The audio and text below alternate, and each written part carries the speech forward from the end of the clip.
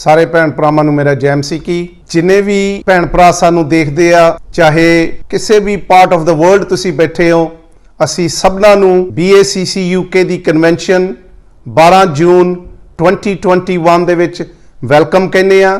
ਪਰਮੇਸ਼ਵਰ ਦੇ ਨਾਂ ਦੇ ਵਿੱਚ ਤੁਹਾਨੂੰ ਜੀ ਆਇਆਂ ਨੂੰ ਕਹਿੰਦੇ ਆ। ਸਾਨੂੰ ਪਤਾ ਸਭਨਾਂ ਨੂੰ ਕਿ ਪਿਛਲਾ ਸਾਲ ਸਾਡੇ ਸਭਨਾਂ ਲਈ ਬਹੁਤ ਮੁਸ਼ਕਿਲ ਭਰਿਆ ਨਿਕਲਿਆ। ਬਹੁਤ ਜਿਹੜੇ ਭੈਣ ਭਰਾ ਆ ਉਹਨਾਂ ਦੇ ਲਵ ਵਨ ਚਲੇ ਗਏ। ਅਸੀਂ ਤੁਹਾਨੂੰ ਦੁਆਵਾਂ ਦੇ ਵਿੱਚ ਚੇਤੇ ਰੱਖਦੇ ਆ। ਪਰਮੇਸ਼ਵਰ ਤੁਹਾਨੂੰ ਆਸ਼ੀਸ਼ ਤੇ ਬਰਕਤ ਦੇਵੇ। ਬਾਕੀ ਜੋ ਕੁਝ ਵੀ ਇਹ ਅੱਜ ਦੁਨੀਆ ਤੇ ਹੋ ਰਿਹਾ, ਇਹ ਸਭ ਪਰਮੇਸ਼ਵਰ ਦੀ ਮਰਜ਼ੀ ਆ।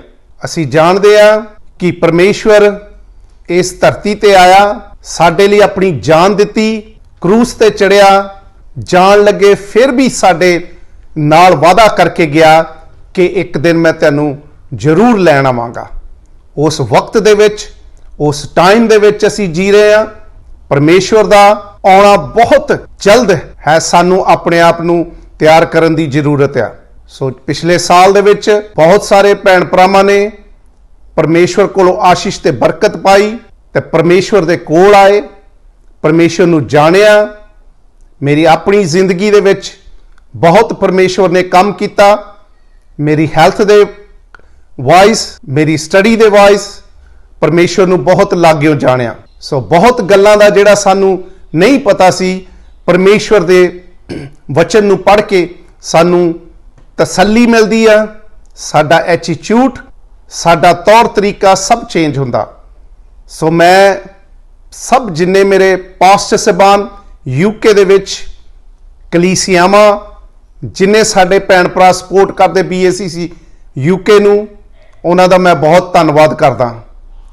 ਇਸ ਤੋਂ ਪਹਿਲਾਂ ਕਿ ਅਸੀਂ ਅੱਗੇ ਵਧੀਏ, ਇਸ ਕਨਵੈਨਸ਼ਨ ਨੂੰ ਅੱਗੇ ਤੋਰੀਏ, ਕਿਉਂਕਿ ਇਹ ਆਨਲਾਈਨ ਆ, ਮੈਂ ਰਿਕੁਐਸਟ ਕਰਦਾ ਪਾਸਟਰ ਰੂਥ ਕ੍ਰਿਸਟੋਫਰ ਆਕਸਫੋਰਡ ਤੋਂ, ਜਿਹੜੀ ਸਾਡੇ ਨਾਲ ਦੁਆ ਦੇ ਵਿੱਚ ਰਹਿਨਮਾਈ ਕਰਨਗੇ ਤੇ ਇਸ ਕਨਵੈਨਸ਼ਨ ਨੂੰ ਸ਼ੁਰੂ ਕਰਨਗੇ। Pastor Ruth, thank you. God bless you. ਜੈ ਮਸੀਹ ਦੀ ਸਾਰਿਆਂ ਨੂੰ। ਪ੍ਰਭੂ ਯਿਸੂ ਮਸੀਹ ਦੇ ਨਾਂ ਦੇ ਵਿੱਚ ਸਾਰਿਆਂ ਦਾ ਸਵਾਗਤ ਹੈ ਇਸ ਕਨਵੈਨਸ਼ਨ ਦੇ ਵਿੱਚ। ਮੇਰਾ ਨਾਮ ਪਾਸਟਰ ਰੂਥ ਕ੍ਰਿਸਟੋਫਰ ਔਰ ਮੈਂ ਆਕਸਫੋਰਡ ਦੇ ਵਿੱਚ LIC ਚਰਚ ਦੇ ਨਾਲ ਖੁਦਾ ਦੀ ਖਿਦਮਤ ਕਰ ਰਹੀ ਹਾਂ। ਔਰ ਅੱਜ ਅਸੀਂ ਜਿਸੋ ਸਾਰੇ ਇਕੱਠੇ ਹੋਏ ਹਾਂ, BACC ਚਰਚਿਸ ਸਾਰੇ ਰਲ ਕੇ ਅਸੀਂ ਖੁਦਾ ਦੇ ਨਾਮ ਨੂੰ ਇੱਜ਼ਤ ਔਰ ਜਲਾਲ ਦੇਣ ਦੇ ਲਈ ਇਕੱਠੇ ਹੋਏ ਹਾਂ। ਸੋ BACC ਸੰਸਥਾ ਉਹ ਆਰਗੇਨਾਈਜੇਸ਼ਨ ਆ ਜਿੱਥੇ ਸਾਰੇ ਚਰਚਿਸ ਰਲ ਕੇ ਇੱਕ ਆਵਾਜ਼ ਬਣਦੇ ਆ ਉਸ ਮਸਲੇ ਦੀ। ਜਦੋਂ ਕੋਈ ਵੀ ਮਸਲਾ ਕਿਸੇ ਵੀ ਮਸੀਹੀ ਭੈਣ ਭਰਾ ਦੇ ਉੱਤੇ ਕਿਤੇ ਵੀ, ਔਰ ਜਾਂ ਕਿਸੇ ਚਰਚ ਦੇ ਉੱਤੇ ਜਾਂ ਕਿਸੇ ਆਪਣੀ ਕੌਮ ਦੇ ਉੱਤੇ ਜਦੋਂ ਸਪੈਸ਼ਲੀ ਕੋਈ ਮਸਲਾ ਬਣਿਆ ਹੁੰਦਾ ਆ, ਔਰ ਅਸੀਂ ਉਸ ਮਸਲੇ ਦੀ ਆਵਾਜ਼ ਬਣਦੇ ਆ। ਸਾਰੇ BACC ਰਲ ਕੇ ਜਿਹੜੇ ਆ ਉਹ ਉਸ ਮਸਲੇ ਦੀ ਆਵਾਜ਼ ਅਸੀਂ ਬਣਦੇ ਆ ਤਾਂ ਕਿ ਉਸ ਮਸਲੇ ਨੂੰ ਜਿਹੜਾ ਸੁਲਝਾਇਆ ਜਾ ਸਕੇ ਔਰ ਸਾਡੀ ਕੌਮ ਦੇ ਉੱਤੇ ਜਾਂ ਕਿਸੇ ਭੈਣ ਭਰਾ ਦੇ ਉੱਤੇ ਕੋਈ ਵੀ ਬਿਨਾਂ ਮਤਲਬ ਦੇ ਜਿਹੜਾ ਆ ਉਹ ਕਿਸੇ ਨੂੰ ਤੰਗ ਨਾ ਕਰ ਸਕੇ। ਅਜੀਜ਼ੋ, ਇਹ BACC ਜਿਹੜੇ ਆ ਇਹ ਖੁਦਾ ਦੇ ਲਈ ਕੰਮ ਕਰ ਰਹੇ ਆ, ਆਪਣੀ ਕੌਮ ਦੇ ਲਈ ਕੰਮ ਕਰ ਰਹੇ ਆ, ਆਪਣੇ ਮਸੀਹੀ ਭੈਣ ਭਰਾਵਾਂ ਦੇ ਲਈ ਇਹ BACC ਜੋ ਹੈ ਸੰਸਥਾ ਉਹਨਾਂ ਦੇ ਲਈ ਕੰਮ ਕਰ ਰਹੇ ਆ ਔਰ ਉਹਨਾਂ ਦੇ ਨਾਲ ਜਿਹੜੇ ਆ ਉਹ ਰਲ ਕੇ ਕੰਮ ਕਰਦੇ ਆ। ਅਗਰ ਕਿਸੇ ਨੂੰ ਵੀ ਜਦੋਂ ਕੋਈ ਕੌਮ ਦੇ ਉੱਤੇ ਮਸਲਾ ਬਣ ਜਾਂਦਾ ਆ ਜਾਂ ਕਿਸੇ ਭੈਣ ਭਰਾ ਨੂੰ ਬਿਨਾਂ ਮਤਲਬ ਦੇ ਤੰਗ ਕੀਤਾ ਜਾਂਦਾ ਆ ਦੂਸਰੇ ਲੋਕਾਂ ਦੇ ਵੱਲੋਂ, ਜਦੋਂ ਮਸੀਹੀ ਕਿਸੇ ਭੈਣ ਭਰਾ ਨੂੰ ਤੰਗ ਕੀਤਾ ਜਾਂਦਾ ਆ, ਕਿਸੇ ਚਰਚ ਨੂੰ ਤੰਗ ਕੀਤਾ ਜਾਂਦਾ, ਤੇ BACC ਉਸ ਦੀ ਆਵਾਜ਼ ਬਣਦੇ ਆ ਔਰ ਉਸ ਆਵਾਜ਼ ਨੂੰ ਜੋ ਹੈ ਉੱਪਰ ਤੱਕ ਪਹੁੰਚਾਉਣ ਦੀ ਕੋਸ਼ਿਸ਼ ਕਰਦੇ ਆ।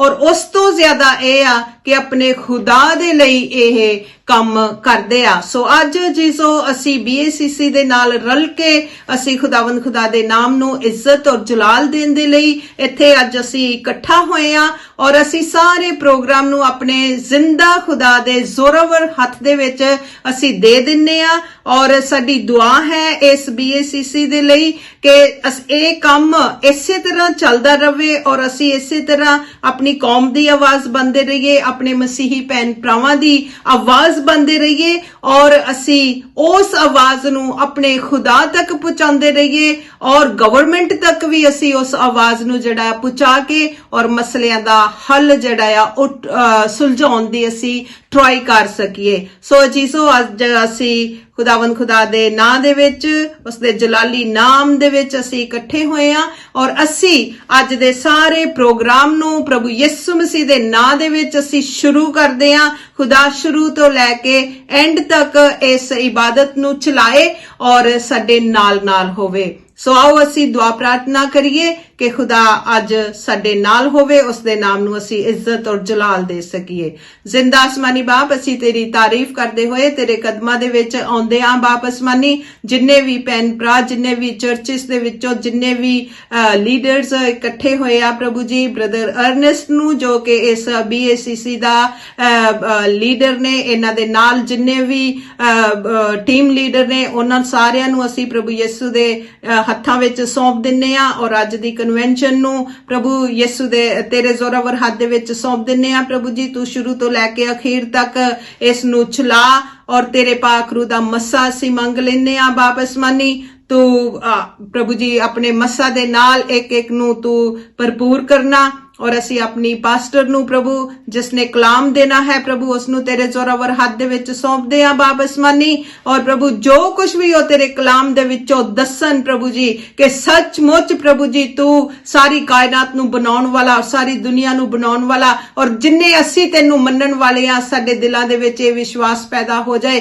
ਕਿ ਸੱਚਮੁੱਚ ਪ੍ਰਭੂ ਤੂੰ ਹੈ, ਤੇਰੀ ਹੋਂਦ ਹੈ ਔਰ ਪ੍ਰਭੂ ਜੀ ਅਸੀਂ ਆਪਣੇ ਆਪ ਨੂੰ ਤੇਰੇ ਚਰਨਾਂ ਦੇ ਵਿੱਚ ਲਿਆ ਸਕੀਏ। ਇਸ ਇਬਾਦਤ ਦੇ ਉੱਤੇ ਤੇਰੀ ਬਰਕਤ ਚਾਹੁੰਦੇ ਆ ਔਰ ਤੇਰੀ ਆਸ਼ੀਸ਼ ਚਾਹੁੰਦੇ ਆ। ਸਾਰਾ ਕੁਝ ਮੰਗ ਲੈਨੇ ਆ ਤੇਰੇ ਬੇਟੇ ਆਪਣੇ ਪਿਆਰੇ ਯਿਸੂ ਮਸੀਹ ਦੇ ਨਾਂ ਦੇ ਵਿੱਚ, ਆਮੇਨ। ਸਾਰਿਆਂ ਨੂੰ ਜੈ ਯਿਸੂ ਮਸੀਹ ਦੀ। ਸਾਡੀ ਸਾਰੀ ਕਲੀਸਿਆ ਵੱਲੋਂ, ਆਕਸਫੋਰਡ ਦੀ ਕਲੀਸਿਆ ਵੱਲੋਂ ਅਸੀਂ ਸਾਰਿਆਂ ਨੂੰ ਜੈ ਯਿਸੂ ਮਸੀਹ ਦੀ ਕਹਿੰਦੇ ਆ ਔਰ ਖਾਸ ਕਰਕੇ BACC ਦੀ ਕਲੀਸਿਆ ਨੂੰ ਖੁਦਾ ਬਹੁਤ ਸਾਰੀ ਬਰਕਤ ਦੇਵੇ ਔਰ ਖੁਦਾ ਉਹਨਾਂ ਨੂੰ ਆਪਣੇ ਜਲਾਲ ਲਈ ਇਸਤੇਮਾਲ ਕਰੇ ਔਰ ਅਸੀਂ ਇਹ ਉਹਨਾਂ ਲਈ ਦੁਆ ਕਰਦੇ ਹਾਂ ਖੁਦਾ ਦੇ ਅੱਗੇ ਕਿ ਖੁਦਾ ਉਹਨਾਂ ਨੂੰ ਬਹੁਤ ਆਪਣੇ ਜਲਾਲ ਲਈ ਇਸਤੇਮਾਲ ਕਰੇ। Thank you.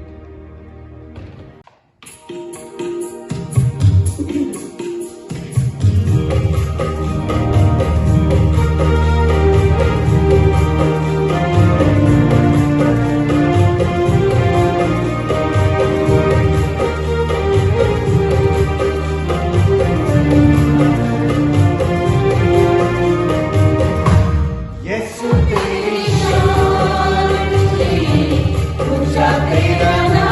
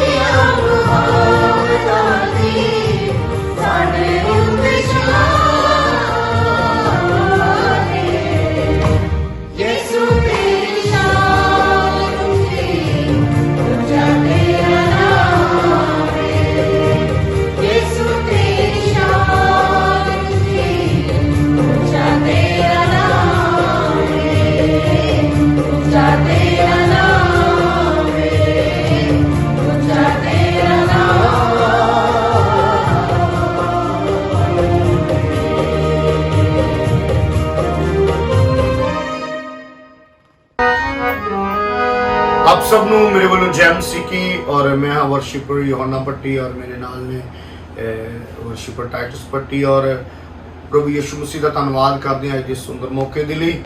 और BACC की इस कन्वेंशन के आप सब का स्वागत है। खुदा तुहानूं बड़ी बरकत दे। तो आइए प्रभु की महिमा के लिए इस गीत को गावांगे, करिए जो विश्वास, तो सब कुछ हो सकता है। सो आइए।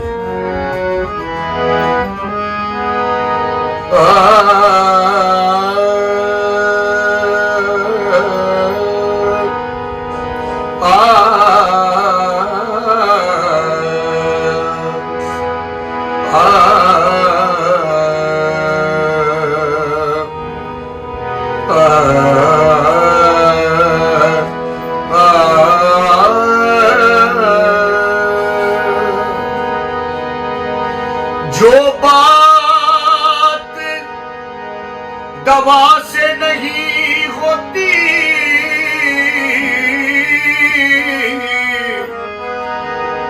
हाँ वो बात दुआ से होती है।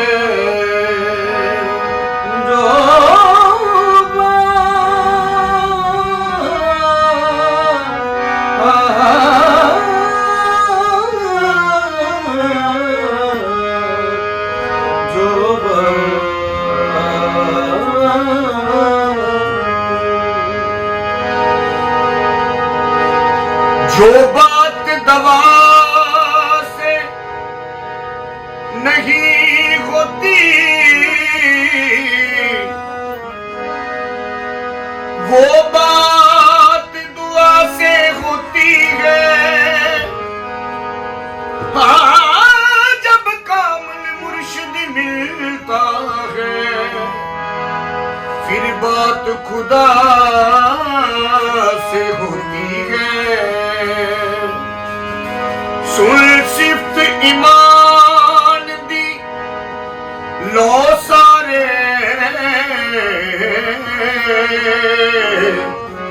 किन्ने किन्ने ईमान नू रखे आए। दानियल डोले आए उस वेले जदों शेरां दे अगे सुते आए। ईमान तां अब्राहम दा सी, जिन्ने पुत कुर्बानी लई चके आए।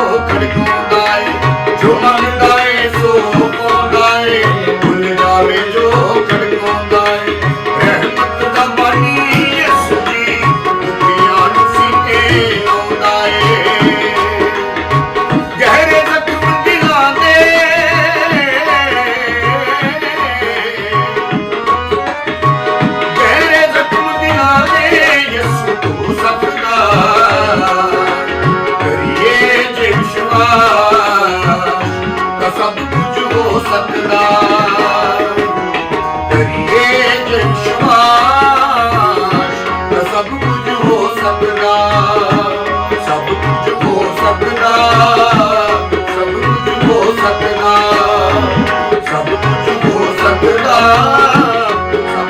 हो सकता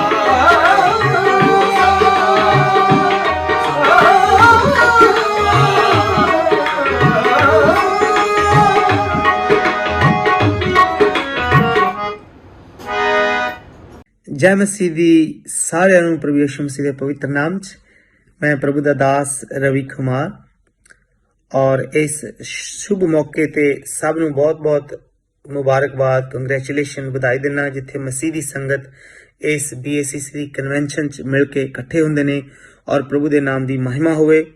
ਜਿੰਨੇ ਵੀ ਪ੍ਰਭੂ ਦੇ ਆਰਾਧਕ ਹਨ, ਜਿੰਨੇ ਵੀ ਪ੍ਰਭੂ ਦੇ ਸੇਵਕ ਹਨ, ਦਾਸ ਹਨ, ਸਭਨਾਂ ਨੂੰ ਪ੍ਰਭੂ ਯਿਸੂ ਮਸੀਹ ਦੇ ਨਾਮ 'ਚ ਬਹੁਤ ਸਾਰੀ ਆਸ਼ੀਸ਼ ਮਿਲੇ, ਬਰਕਤ ਮਿਲੇ ਔਰ ਆਤਮਾ ਨਾਲ ਭਰ ਜਾਣ।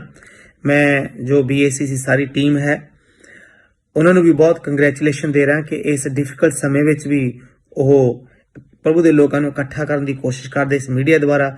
ਪ੍ਰਭੂ ਸਾਹਿਬ ਨੂੰ ਬਹੁਤ ਆਸ਼ੀਸ਼ ਦੇਵੇ। ਔਰ ਅਸੀਂ ਬੜੇ ਲੰਬੇ ਸਮੇਂ ਤੋਂ ਜਿਹੜਾ ਇਹ ਸੇਵਾ ਦਾ ਕੰਮ ਪ੍ਰਭੂ ਦੇ ਦਾਸਾਂ ਦੇ ਨਾਲ ਮਿਲ ਕੇ ਸਾਡੇ ਪਿਆਰੇ ਭਾਈ ਅਰਨਸ ਸੁਬਰਾਜ ਜੀ ਦੇ ਨਾਲ ਮਿਲ ਕੇ ਜੋ ਬੜੀ ਮਿਹਨਤ ਕਰਦੇ ਨੇ, ਬੜੀ ਦਿਲਚਸਪੀ ਰੱਖਦੇ ਨੇ ਕਿ ਪ੍ਰਭੂ ਦੀ ਜਿਹੜੀ ਕੌਮ ਆ ਉਹ ਇਕੱਠੀ ਰਵੇ, ਉਹਨਾਂ ਵਿੱਚ ਏਕਤਾ ਰਵੇ ਔਰ ਮਿਲ ਕੇ ਪ੍ਰਭੂ ਯਿਸੂ ਦੇ ਨਾਮ ਦਾ ਝੰਡਾ ਉੱਚਾ ਕਰੀਏ। ਕਿਉਂਕਿ ਪ੍ਰਭੂ ਦਾ ਵਚਨ ਦੱਸਦਾ ਹੈ ਕਿ ਅਗਰ ਤੁਸੀਂ ਮੈਨੂੰ ਉੱਚਾ ਕਰੋਗੇ ਤਾਂ ਮੈਂ ਸਭ ਇਨਸਾਨਾਂ ਨੂੰ ਆਪਣੇ ਪਾਸ ਬੁਲਾ ਲਵਾਂਗਾ। ਸਾਡੀ ਜ਼ਿੰਦਗੀ ਦਾ ਮਕਸਦ ਹੀ ਇਹ ਆ ਕਿ ਕੋਈ ਵੀ ਅਸੀਂ ਕੰਮ ਕਰਦੇ ਹਾਂ, ਜਿਹੜੀ ਮਸੀਹ ਦੀ ਕੌਮ ਆ ਉਹ ਜਾਗਰਿਤੀ 'ਚ ਆਵੇ, ਪ੍ਰਭੂ ਦੇ ਆਤਮਾ ਵਿੱਚ ਲੋਕ ਆਸ਼ੀਸ਼ ਪਾਉਣ ਔਰ ਲੋਕਾਂ ਨੂੰ ਪਤਾ ਲੱਗੇ ਕਿ ਅਸੀਂ ਜਿਉਂਦੇ ਪਰਮੇਸ਼ਰ ਦੇ ਲੋਕ ਹਾਂ। ਅਸੀਂ ਮਿਲ ਕੇ ਉਹਦੀ ਵਰਸ਼ਿਪ ਕਰੀਏ, ਆਰਾਧਨਾ ਕਰੀਏ, ਉਹਦੇ ਨਾਮ ਦਾ ਝੰਡਾ ਉੱਚਾ ਕਰੀਏ। ਭਾਵੇਂ ਅਸੀਂ ਕਿਸੇ ਵੀ ਮੁਲਕ ਵਿੱਚ ਬੈਠੇ ਹਾਂ, ਦੇਸ਼ ਵਿੱਚ ਬੈਠੇ ਹਾਂ, ਹੱਦਾਂ ਸਰਹੱਦਾਂ ਦੇ ਵਿੱਚ ਬੈਠੇ ਹਾਂ, ਅਸੀਂ ਜਾਣਦੇ ਹਾਂ ਕਿ ਸਾਡਾ ਸਭਨਾਂ ਦਾ ਇੱਕੋ ਹੀ ਪ੍ਰਭੂ ਹੈ, ਇੱਕੋ ਹੀ ਜੀਵਨ ਦਾਤਾ ਹੈ, ਇੱਕੋ ਹੀ ਮੁਕਤੀ ਦਾਤਾ। ਉਹਦਾ ਨਾਮ ਹੈ ਪ੍ਰਭੂ ਯਿਸੂ ਮਸੀਹ, ਪ੍ਰਭੂਆਂ ਦਾ ਪ੍ਰਭੂ, ਖੁਦਾਵੰਦਾਂ ਦਾ ਖੁਦਾ, lord of all heavens and earth, स्वर्ग धरती का मालिक ਤੁਹਾਨੂੰ ਸਭ ਨੂੰ ਬਲੈਸ करे। और बड़ी खुशी है कि सारे मिलकर इस कन्वेंशन शामिल होवो और बहुत सारे लोग आशीष पाउन। और प्रभु ते अगे ही प्रार्थना है ਤੁਹਾਨੂੰ ਸਭ ਨੂੰ प्रभु बहुत बड़ी आशीष देवे। जय मसीह दी, God bless you. On the 7th of October, I had a phone call from the cardiology department in Harefield Hospital regarding my upcoming appointment. As I was in Spain at the time and would have to isolate for 14 days upon my return, the cardiologist said we would need to reschedule my appointment. I received the new appointment date, which had changed to the 29th of October. My initial thought went back to the miracle that took place in my life on the 29th of September, as it was exactly a month ago. Around 2 weeks before my appointment at Harefield Hospital, the senior cardiologist called me to inform me of the process for the angiogram and the risks involved. In addition to this, 3 days before my appointment, I was required to have a COVID-19 test, an ECG and blood test at Harefield Hospital. On the day of the test, the nurse attempted to carry out the blood test first from the right arm and then from the left arm. She could not draw any blood from either arm. She mentioned that maybe my blood was too thick, which made me nervous and led me to think that my blood was not flowing freely in my arteries. I requested for another nurse to attempt the blood test. By God's grace, she managed to withdraw blood from my arm instantly.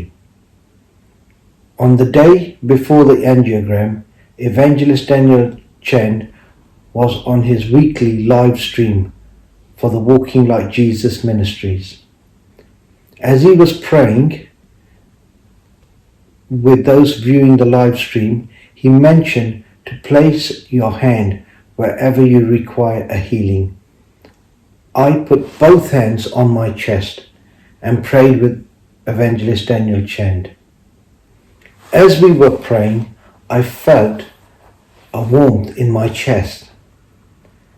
That night, after the meeting had finished, Evangelist Daniel called me to pray especially for my procedure the next day. My wife Manisha was with me whilst praying with Evangelist Daniel, and she was filled with the Holy Spirit and felt led to lay her hands upon me. In the early hours of the next morning, around 5 a.m., the Lord spoke to me through a scripture, Psalm 27, verse 1. The Lord is my light and my salvation. Whom shall I fear? The Lord is the stronghold of my life. Of whom shall I be afraid? I know that the Lord was speaking to me through his word to give me peace and comfort for the day that lay ahead. My son Benjamin dropped me to the hospital at 7 a.m. The hospital staff admitted me into the day ward where they'd done another COVID-19 test and were monitoring my blood pressure. The cardiologist spoke to me on the day and said I would be first in line at 9 a.m. for the angiogram procedure. At 9 a.m., the consultant who was going to perform my procedure was delayed due to another patient having a heart attack. With this, it increased anxiety and my blood pressure. The devil tried to disrupt my spirit and remove the peace that the Lord had given me in the early hours of the morning. I read a daily devotional by Dr. Morris Srello every day. On the devotional for the 29th October, the Lord spoke to me again. The title read, "Don't Lose Your Confidence." Although the devil was trying to break me down, the Lord continued to build my courage through his word. At 12:30 lunchtime, I was called into the theatre for the procedure, which lasted 45 minutes. The registrar put a camera through my wrist to see my arteries and movement around the heart. I was awake during my procedure and could see everything that was happening, but I continued to pray. A number of times the registrar and nurses around me kept asking if I was okay because I was constantly praying. I told them that I'm a Christian and I'm praying to my Lord and Saviour Jesus Christ that everything is well. At the end of the procedure, a doctor came out of a room inside the theatre and introduced himself as my consultant. I then gathered that he had been viewing all the images of my heart movement and my arteries in a room that was in the theatre. His exact words to me were, "You have your father's genes." But he had never met my father in his life.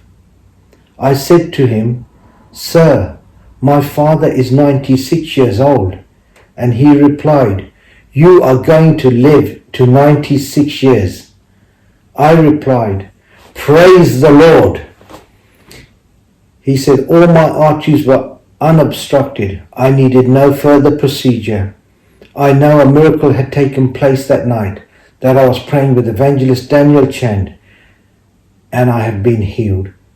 That is the Lord Jesus Christ we serve, and I give him all the glory, honor and praise. If you have a need, come to Jesus Christ and you can have a miracle. Amen.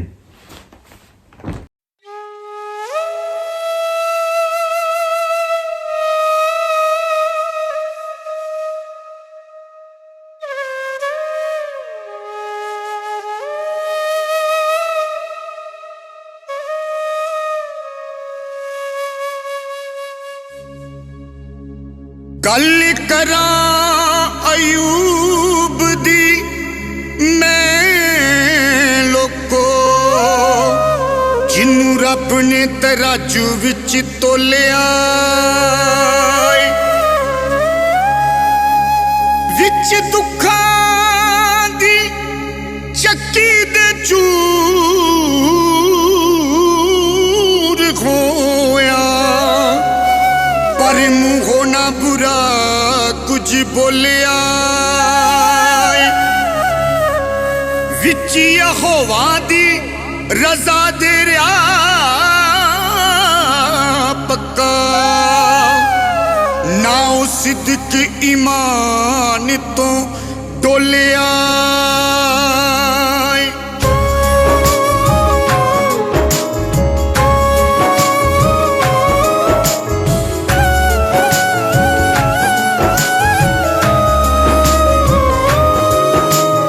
ਪੂਰਾ ਸਬਰ ਤੇ ਸਿਦਕ ਈਮਾਨ ਵਿੱਚ ਸੀ ਬੰਦਾ ਧਰਮੀ ਅਯੂਬ ਜਹਾਨ ਵਿੱਚ ਸੀ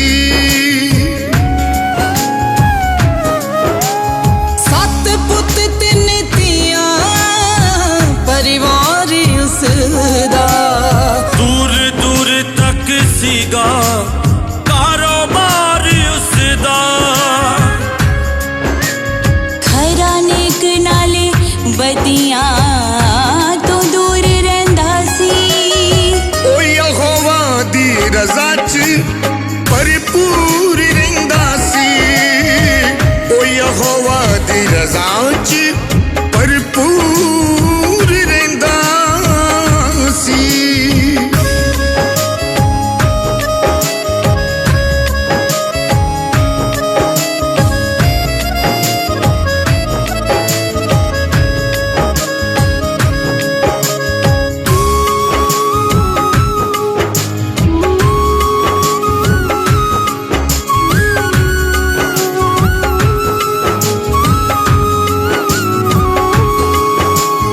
ਇੱਕ ਦਿਨ ਵੇਖੋ ਆ ਗਈ ਅਜ਼ਮਾਇਸ਼ ਉਸ ਤੇ ਲੁੱਟ ਪੁੱਟ ਹੋਇਆ ਮਾਲ ਸਾਰਾ ਵਿੱਚ ਰਸਤੇ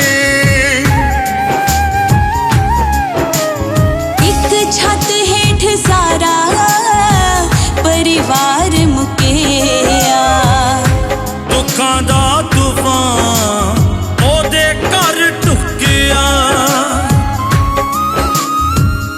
ਦਿੱਤਾ ਸੀ ਯਹੋਵਾ ਨੇ ਤੇ ਉਹੀ ਲੈ ਗਿਆ बैठ के जमीन ते अयूब कह गया बैठ के जमीन ते अयूब कह गया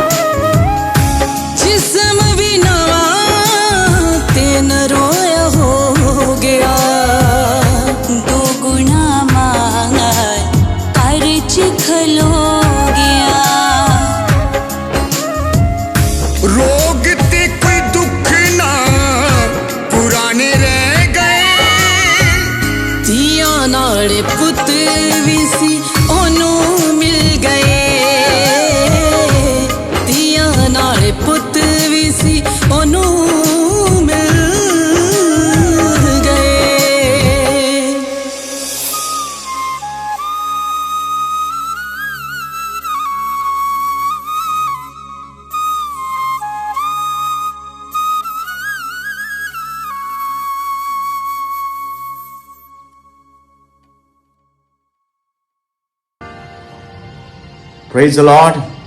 This is Pastor Anish from Doha, Qatar. I would like to thank God for this wonderful time to come along with you all for our much awaited BSSC convention. BSSC has been doing a wonderful job in gluing all the servants of God together in UK. And I also appreciate the works done through BSSC in the past during the hard COVID times in helping the needy hands and sharing the burdens. Brother Ernest Subroy has been doing a wonderful job in keeping all of us together from different parts of the world.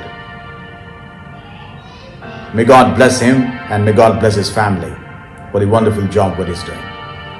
Let's pray that BSSC convention be a blessing for everyone around the world. Every word which has been spoken today should penetrate into every heart, enlarging our visions and fasten our missions. Let's pray. परमेश्वर धन्यवाद करते हैं इस सुंदर समय के लिए।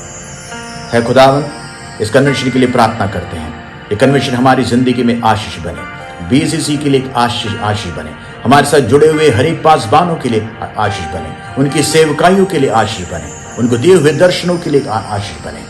हमारी जिंदगी में तेरी चलन हो, तेरी लहर हमारी जिंदगी में दौड़े परमेश्वर। तेरे कार्य को करने के लिए और भी तू हमें शक्ति और बल दे, और परमेश्वर तू हम में कार्य कर, तेरी मर्जी हम में तैयारी ले परमेश्वर। धन्यवाद करते हैं कि परमेश्वर आज की जो कन्वेंशन है हम सभी की जिंदगी में एक आशीष की दौड़ लेकर आएगी, एक नया चलन शुरू करेगी, एक नया कार्य आरंभ करेगा परमेश्वर। तेरी पवित्र आत्मा हमारे अंदर कार्य करे, तेरी इच्छा हम में संपन्न हो। सारी आदर महिमा तुझको देते हैं खुदावन, तेरे बेटे यीशु मसीह नासरी के नाम से मांगते हैं, आमीन। Praise the Lord. God bless you all. God bless BSSC. Love from Qatar. Amen. मसीह यस्सु के कादर अजीब नाम में आप सबकी सलामती हो। मैं एवेंजलिस्ट मारिया खुदावन की नहायत शुक्रगुजार हूँ, और साथ ही ब्रिटिश एशियन क्रिश्चियन काउंसिल की भी शुक्रगुजार हूँ, और अपने भाई अर्नस्ट की भी शुक्रगुजार हूँ जिन्होंने मुझे दावत दी, जिन्होंने मेरे लिए मुमकिन किया कि मैं आज आप सबके साथ मिलकर एनुअल कन्वेंशन के दिन खुदावन के कलाम को शेयर कर सकूं, खुदावन के कलाम की खूबसूरत बातों को आपके साथ जो है वो बांट सकूं। सो खुदावन का नहायत शुक्र हो आज के इस खूबसूरत दिन के लिए, आप सब के लिए कि हम सब एक जगह पर सोशल मीडिया के थ्रू जमा हैं और खुदावन के कलाम को सीखने को जा रहे हैं। सो इससे पहले कि मैं खुदावन के कलाम को आज आप सबके साथ मिलकर शेयर करूं, सबसे पहले मैं अपने आप को, अपनी सारी मिनिस्ट्री को जो खुदावन ने मुझे दी है उसको आपके साथ जो है वो इंट्रोड्यूस कराना चाहूँगी।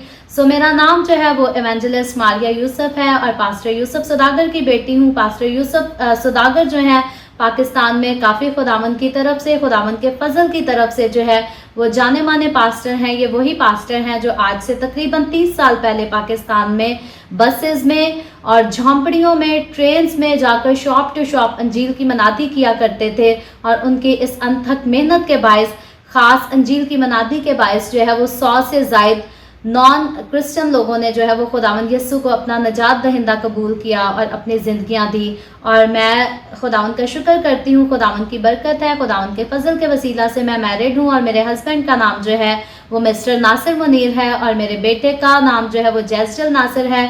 और खुदावंद का शुक्र करती हूँ, खुदावंद ने रूहानी बरकतों के साथ साथ जिस्मानी सारी बरकत के साथ मुझे नवाजा है, और खुदावंद का हाथ जो है वो हमेशा अपने लोगों पर बढ़ा रहता है, और उसके वादों के मुताबिक, उसके कलाम के वादों के मुताबिक मुझ पर भी इसी तरह से खुदावंद का हाथ हमेशा बढ़ा रहता है।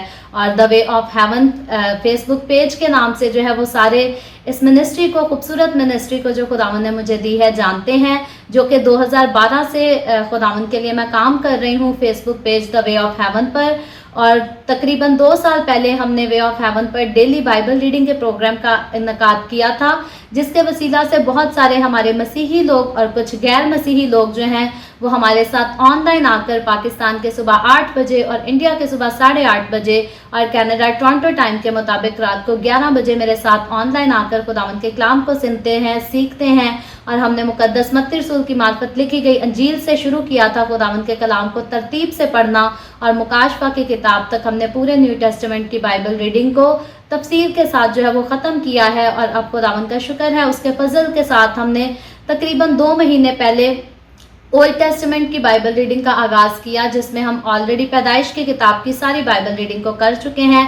तफसीर के साथ हमने सीखा है और अब हमने बुक ऑफ एक्सोडस खरूज की किताब को तरतीब से पढ़ना शुरू किया है और हम खुदावंद का शुक्र करते हैं। खुदावंद अपने कलाम के वसीला से हमसे बोलता है, कलाम करता है और उसका कलाम हमेशा हमारी ज़िंदगी में आगे बढ़ने के लिए हमारी रहनुमाई भी करता है। और इसके साथ साथ यूट्यूब पर भी खुदावंद का शुक्र है, खुदावंद अपने जलाल के लिए इस्तेमाल करता है।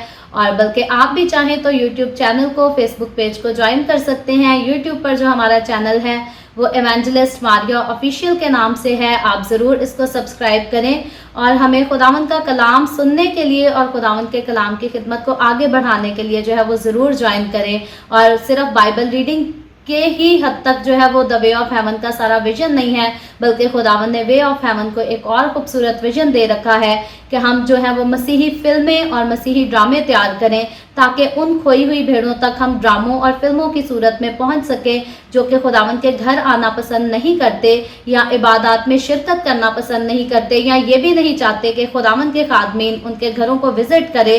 सो खुदावंद ने हमें खूबसूरत विजन दिया है कि ऐसे लोग जो टीवी के आगे बैठना पसंद करते हैं, हम टीवी के वसीला से ड्रामों और फिल्मों की सूरत में एंटरटेनमेंट के ज़रिया से जो है उनको निजात की खुशखबरी का कलाम सुना सकें, पहुंचा सकें और उनके अंदर जो है वो ऐसी लगन पैदा कर सकें कि वो भी खुदावंद के घर आएँ, खुदावंद के खादमों से उसके कलाम को सुने और साथ ही इबादत में जो है वो शिरकत भी कर सकें। सो ये तो था मेरी फैमिली का और द वे ऑफ हेवन जो कि खुदावंद ने मिनिस्ट्री दी है उसका शॉर्ट इंट्रोडक्शन। अभी हम खुदावंद के कलाम को सब मिलकर सीखेंगे और इससे पहले खुदावंद के कलाम को सीखें, आए हम सब अपने सरों को खुदावंद के हुज़ूर में झुकाएंगे और दुआ करेंगे।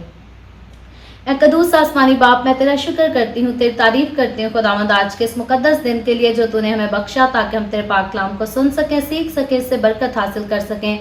खुदावंद मेरे साथ जितने लोग आज मौजूद हैं तेरा कलाम सुनने के लिए, इन सब के साथ हो, मुझ पर अपना हाथ बढ़ा ताकि जब मैं तेरे कलाम की बातों को तेरे साथ शेयर करती हूँ तो खुदावंद मैं नहीं बल्कि तेरा रूह मुझ में से होकर बोले। मैं मुकम्मल तौर पर अपने ऊपर तेरे रूह को इख्तियार देती हूँ, तेरा रूह मुझे अपनी मर्जी से तेरे जलाल के लिए इस्तेमाल करे। मसीह यस्सु के नाम में खुदावंद आज का कलाम हर एक के लिए बाइस से बरकत हो। मसीह यस्सु के नाम में ये दुआ मांगती हूँ, आमीन आमीन। सो आए मेरे साथ अपनी बाइबल मुकद्दस को खोलें। आज खुदावंद के कलाम में से हमारे पास जो टॉपिक है बात करने के लिए बहुत ही खूबसूरत और ज़रूरी ख़ास टॉपिक है जो कि फेथ का टॉपिक है, ईमान का टॉपिक है। और ईमान की अगर हम बात करें तो बाइबल मुकद्दस में बेशुमार इतनी आयतें हैं, जब हम उनको पढ़ते हैं, उनका मुतालिया करते हैं तो हमारे लिए इस बात को डिसाइड करना जो है वो मुश्किल हो जाता है कि कौन सी आयत को यूज़ करें, इस्तेमाल करें और कौन सी आयत को जो है वो शामिल ना करें आज के कलाम में। तो ये बहुत मुश्किल सा काम बन जाता है, लेकिन खुदावंद का शुक्र है हमारे पास कुछ चंद ऐसी आयात हैं जिन पर आज जो है हम बात करेंगे। और मैं वैसे कहूँ कि अगर एक दिन हम डिसाइड करें कि हम ईमान के बारे में सीखें या इस पर बात करें तो हम अपनी जो हर रोज़ की ज़िंदगी गुजारते हैं खुदावंद के कलाम को पढ़ते हुए ईमान को जो है, ईमान की बरकतों को जो है हर रोज़ हम अपनी ज़िंदगियों में एक्सपीरियंस करते हैं,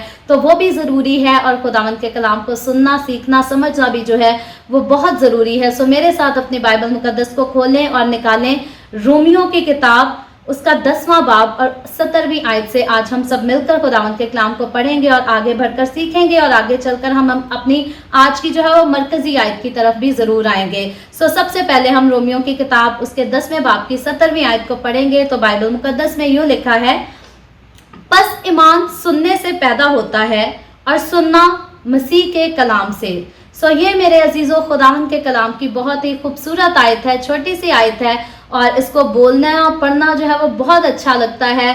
और जब हम इसको पढ़ते हैं तो यकीनी तौर पर जो है ये हकीकी तौर पर अपने अंदर बहुत खूबसूरत जो है वो मायने को रखती है। तो जब इस आयत के वर्ड्स पर हम गौर करते हैं तो इसका पहला जो हिस्सा है वो बयान ये करता है कि बस ईमान सुनने से पैदा होता है। तो यहाँ गौर करने वाली जो बात है वो मेरे आपके लिए क्या बात है कि ईमान असल में है क्या चीज़। ये तो हमने पढ़ा कि ईमान जो है वो सुनने से पैदा होता है, लेकिन असल में ईमान चीज़ क्या है जो सुनने के साथ पैदा हो जाता है और आगे जाकर ये जो है ये बड़ा असर अंदाज भी होता है हमारी ज़िंदगियों में। तो ईमान क्या है, ईमान की बड़ी खूबसूरत डेफिनेशन जो है वो खुदावंद के बंदा पौलुस रसूल ने इब्रानियों के ख़त उसके 11वें बाब की पहली आयत में ईमान की बड़ी खूबसूरत डेफिनेशन को पौलुस रसूल ने जो है बड़ी खूबसूरती के साथ पेश किया है।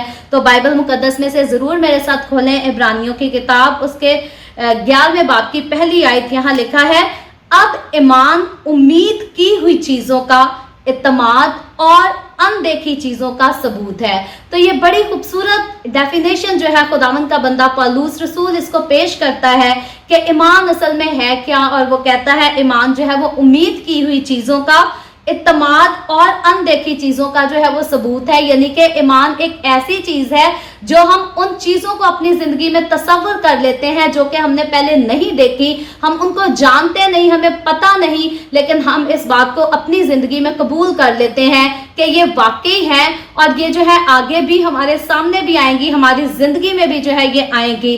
तो एक ऐसी चीज जिसको हम नहीं जानते, एक ऐसा काम जिसको हम नहीं जानते, उससे नावाकिफ हैं, अगर उसको अपनी जिंदगी में हम रख लेते हैं, तस्लीम कर लेते हैं, उस पर यकीन ले आते हैं, तो उसको खुदावंद का बंदा कहता है कि ये ईमान होता है। और आगे चलकर जब हम दूसरे करंथियों के 5वें बाब की 7वीं आयत देखते हैं तो याद रखें ये इब्रानियों की किताब जो है ये भी जो है ये पौलुस रसूल की लिखी हुई है, और करंथियों का जब खत है तो ये भी पौलुस रसूल खुदावंद के बंदा का जो है वो लिखा हुआ खत है जो उसने करंथस की कलीसिया के नाम लिखा था। तो दूसरा करंथियों उसके 5वें बाब की 7वीं आयत में लिखा है, पौलुस रसूल पहले तो जो है ईमान की डेफिनेशन को पेश करता है और फिर अब वो अपने पर्सनल एक्सपीरियंस को भी पेश करता है कि ईमान की डेफिनेशन तो ये है, लेकिन हमारा अपना पर्सनल एक्सपीरियंस हकीकी तौर पर क्या है। तो पौलुस रसूल कहता है क्योंकि हम ईमान पर चलते हैं ना के आंखों देखे पर। तो अब यहाँ हम देखते हैं कि खुदावंद यीशु मसीह ने जब अपनी जमीनी खिदमत के दौरान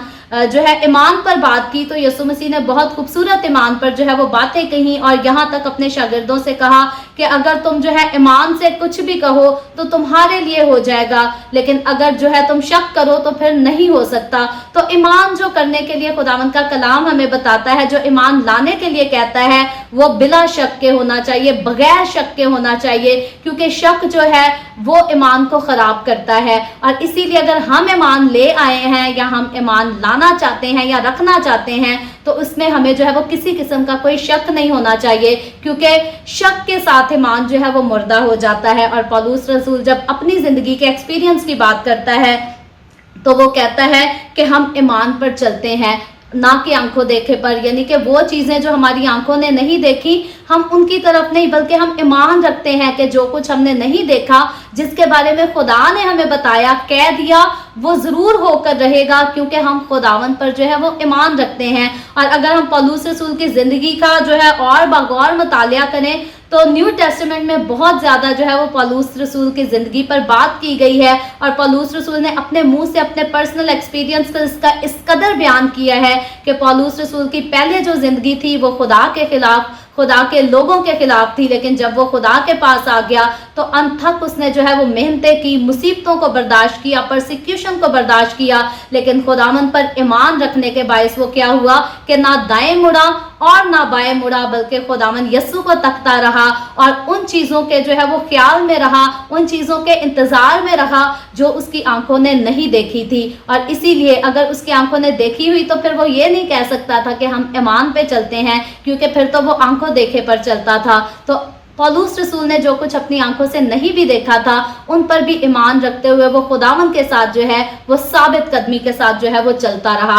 तो अब इन बाइबल मुकद्दस में से हमने इब्रानियों का खत उसके 11वें बाब की पहली आयत को पहले तो देखा है, उसके बाद हमने करंथियों दूसरा करंथियों उसके 5वें बाब की 7वीं आयत में देखा है।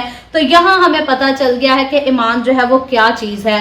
तो अब हम देखते हैं कि खुदा के पास आने वालों को जो है वो ईमान लाना तो चाहिए, क्योंकि जैसे पौलुस रसूल ईमान लेकर आया, जैसे यीशु के बाकी शागिर्द लेकर आए, जैसे और मेरे और आपके हमारे आज के दौर में बाकी खादमीन जो हैं, बाकी ईमानदार जो हैं वो ईमान ले आए, तो हमें भी जो है वो ईमान लाना तो चाहिए। लेकिन अब खास बात उन लोगों के लिए जो ईमान ला चुके हैं उनके लिए तो खुदावंद की शुक्रगुजारी करते हैं, लेकिन जो अब तक ईमान नहीं लाए उनके लिए सोचने वाली बात यह है कि ईमान जो है वो कैसे लाया जा सकता है, किस तरह से हम ईमान जो है वो ला सकते हैं। तो इसके लिए हमें दोबारा जो है वो रोमियो की तरफ जाना पड़ेगा। रोमियो उसका 10वां बाब और 70वीं आयत की तरफ हमें फिर से देखना पड़ेगा। यही आयत है जिससे हमने आज के पैगाम को जो है वो शुरू किया था।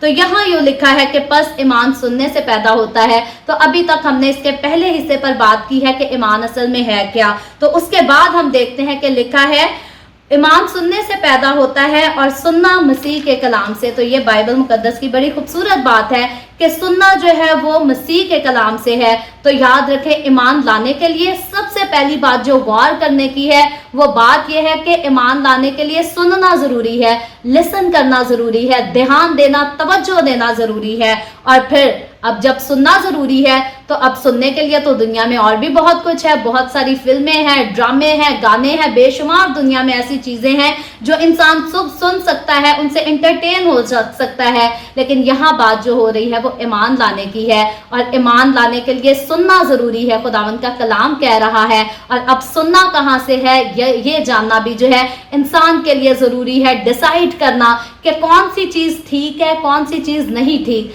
तो अब हम सुने तो फिर कहाँ से सुने, क्योंकि दुनिया में बेशुमार स्कॉलर्स बैठे हैं, दुनिया में बेशुमार मज़ाहिब हैं, दुनिया में बेशुमार उस्ताद बैठे हैं जो कहते हैं मेरे पास ज्यादा हाईएस्ट डिग्री है, मेरी डिग्री का लेवल जो है वो ज्यादा हाईएस्ट है, मेरी सुनो। तो अब जो है इंसान इन सारी डिग्रीज वाले स्कॉलर्स की तरफ देखता है और कंफ्यूज हो जाता है, परेशान हो जाता है, उसको समझ ही नहीं आती जी कहाँ से सुने और कहाँ से ना सुने।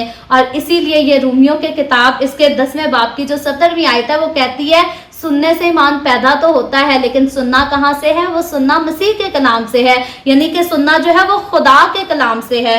तो यहाँ हम देखते हैं कि यहाँ जब आती है तो यहाँ फिर से एक बात जो है, एक और सवाल उठ जाता है।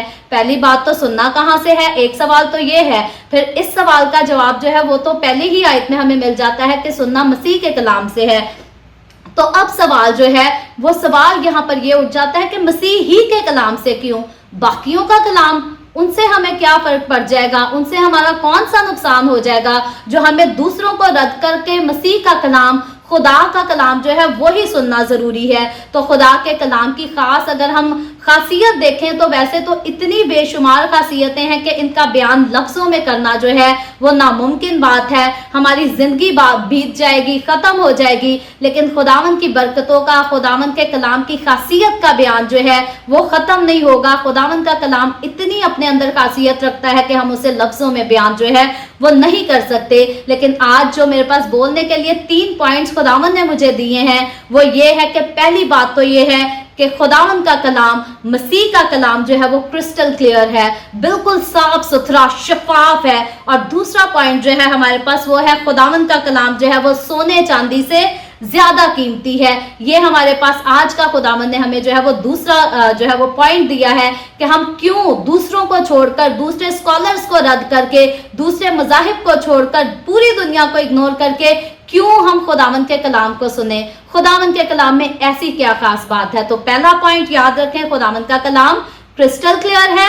दूसरी बात, खुदावन का कलाम जो है वो सोने चांदी से ज्यादा कीमती है। और फिर तीसरी बात जो है वो ये है कि खुदावन का कलाम जो है वो हर लिहाज से, हर तरह से मेरे और आपके लिए जो है वो फायदा मंद है, फायदा बख्शता है, हमें इससे कोई नुकसान नहीं होता। तो जब पहले पॉइंट की बात करते हैं कि खुदावन का कलाम जो है वो बिल्कुल जो है वो साफ शफाफ है, क्रिस्टल क्लियर है, तो खुदावन का बंदा ज़बूर नवीस जो है वो बयान करता है, ज़बूर नंबर 119 और उसकी जो है वो 9वीं आयत में बयान करता है और कहता है कि खुदावन का कलाम जो है हर लिहाज से कीमती कलाम है। बल्कि यहाँ ज़बूर 119 की 72 आयत में लिखा है, तेरे मुंह की शरीयत मेरे लिए सोने चांदी के हजारों सिक्कों से बेहतर है। तो यहाँ हम देखते हैं कि खुदावन का कलाम सोने चांदी से जो है वो कीमती कलाम है। और अगर हम गिनती की किताब उसके 23वें बाब की 19वीं आयत को पढ़े तो वहां लिखा है, खुदा इंसान नहीं कि झूठ बोले और ना वो आदमजाद है कि अपने इरादा को बदले।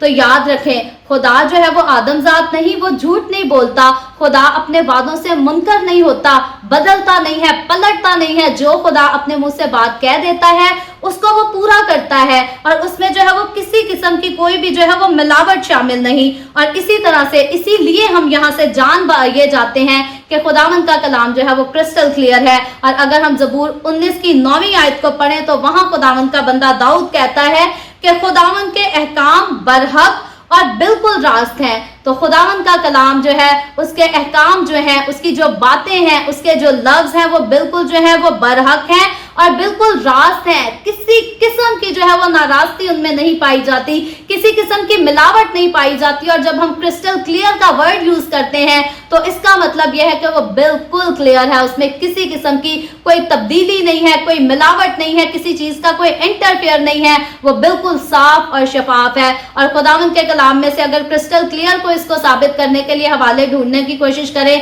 तो बेशुमार हवाला जात है। बाइबल मुकद्दस ये सिर्फ ज़बूर 19 और उसकी 9वीं आयत इस बात को साबित नहीं करती, गिनती की किताब उसके 23वें बाब की सिर्फ 19वीं आयत इस बात को साबित नहीं करती। खुदावंद के कलाम की खूबसूरत हकीकत यह है कि पैदाइश की किताब से मुकाशफा की किताब तक पूरी बाइबल मुकद्दस में लिखी हुई एक एक बात जो है, एक एक किताब जो है, एक एक चैप्टर जो है, वो इसी बात को साबित करता है कि खुदावंद का कलाम जो है वो रास्त है, खुदावंद का कलाम जो है वो पाक है और मुकम्मल तौर पर जो है वो क्रिस्टल क्लियर है। और सोने चांदी के लिए तो ऑलरेडी मैंने पहले ही हवाला जो है वो बोल दिया था लास्ट पॉइंट के साथ कि ज़बूर 119 और उसकी 72वीं आयत बड़ी प्यारी खूबसूरत आयत, इसको बोलने में भी जो है वो बहुत अच्छा लगता है। लिखा है, तेरे मुंह की शरीयत मेरे लिए सोने चांदी के हजारों सिक्कों से बेहतर है। तो खुदावंद के कलाम की, खुदावंद के मुंह की बातें जो उसके मुंह से बयान कर दी जाती हैं वो मेरे और आपके लिए, सिर्फ खुदावंद के बंदा दाऊद के लिए नहीं बल्कि हमारे लिए भी जो है ये सोने चांदी के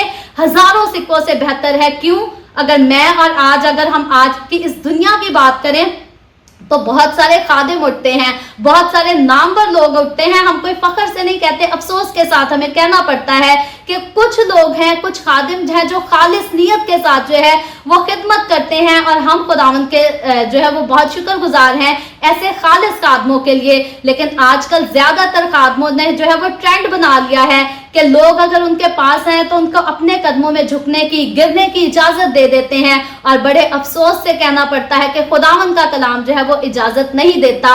अगर मैं खुदावंद की खादमा हूं, अगर मेरा बाप पास्टर है तो खुदावंद मुझे और मेरे बाप को इस बात की इजाजत नहीं देता कि हम इंसानों को कहें, हम लोगों को कहें कि हमारे पैरों के नीचे आकर झुक जाओ और खुदा के आगे झुकना जो है वो छोड़ दो। याद रखें, मुकाशफा की किताब में हम देखें अगर तो यूहन्ना रसूल ने जब झुककर फरिश्ता को, खुदा के फरिश्ता को जो है वो सिजदा करना चाहा तो फरिश्ता ने जो है वो साफ उसको कह दिया कि मैं इस लायक नहीं हूं, खबरदार मेरे आगे झुककर सजदा ना कर बल्कि खुदावंद के आगे झुककर सजदा कर। सिर्फ खुदा का बेऐब बर्रा जो कि मेरा और आपका हमारा खुदावंद यीशु मसीह है, वही सिजदों के लायक है, वही प्रस्तिश के लायक है, वही तारीफ के लायक है। लेकिन बड़े अफसोस से कहना पड़ता है आज हमारी कौम के लोग जो हैं, कुछ तो समझदार लोग हैं जो सिर्फ खुदावंद के आगे झुकते हैं, लेकिन बहुत सारी अवाम जो है वो ना समझ है, वो बिल्कुल बेसमझों के जैसे काम करती है। पास्टर जिनके पास 5-5 हजार लोगों की कलीसियाएं होती हैं, जिनके पास 10-10 हजार लोगों की कलीसियाएं होती हैं, तो लोग जाकर पागलों की तरह उनके पैरों में पड़े होते हैं, रोते हैं, गिड़गिड़ाते हैं और लोग शायद तस्लीम कर लेते हैं कि इसी पास्टर ने हमारे लिए सब कुछ करना है। लोग कलाम को समझते नहीं है, जानते नहीं है कि खुदा ने जब इंसान को बनाया तो खुदा ने इंसान को इसलिए बनाया कि इंसान के साथ खुदा पर्सनल जो है आपसी पर्सनल की जो है वो रफाकत बना सके, रिलेशनशिप रख सके। तो खुदा ने खादमों को जो है वो अंजील की मनादी करने का हुक्म दिया है, रूहों को बचाने का हुक्म दिया है, लेकिन खुदा ने खादमों को ये हुक्म नहीं दिया कि 5000 लोगों को इकट्ठा कर लो और बार बार किसी को ये मौका दो कि गवाही सुनाओ कि इस पादरी ने मेरे लिए दुआ की तो मेरी जिंदगी में ये हो गया, इस पास्टर ने मेरे लिए दुआ की तो मेरा बेटा जिंदा हो गया। याद रखें, जब हम किसी भी इंसान को खुदा से ज्यादा क्रेडिट देते हैं तो खुदा के नजदीक, खुदा की नजर में ये बात जो है ये नापसंदीदा है, क्योंकि खुदावंद के मुंह की बातें, खुदावंद के कलाम की शरीयत जो है वो तो मेरे और आपके लिए सोने चांदी के हजारों सिक्कों से बेहतर हो सकती है, लेकिन किसी और आदमी के पैरों में झुक जाना, फिर भले वो खुदा का खादिम कहलाता है, किसी और आदमी की तारीफ करी जाना, किसी और आदमी को खुदा का दर्जा दिया जाना है जो है ये खुदा की हजूरी में जो है ये मकबूल नहीं ठहरता। और किसी और के मुंह के अल्फाज मेरे और आपके लिए सोने चांदी की जो है हजारों सिक्कों से बेहतर भी नहीं है, क्रिस्टल क्लियर भी नहीं है। क्योंकि यीशु की अगर बात करें तो यीशु का कलाम तो हम सुन सकते हैं, क्योंकि यीशु वो हस्ती है जो कि कामिल इंसान और कामिल खुदा भी कहलाता है। उसकी जिंदगी में कोई कमजोरी नहीं, जब वो आसमान पर है तो वो कमजोर नहीं है, वो पूरा इख्तियार रखता है, वो पाक है।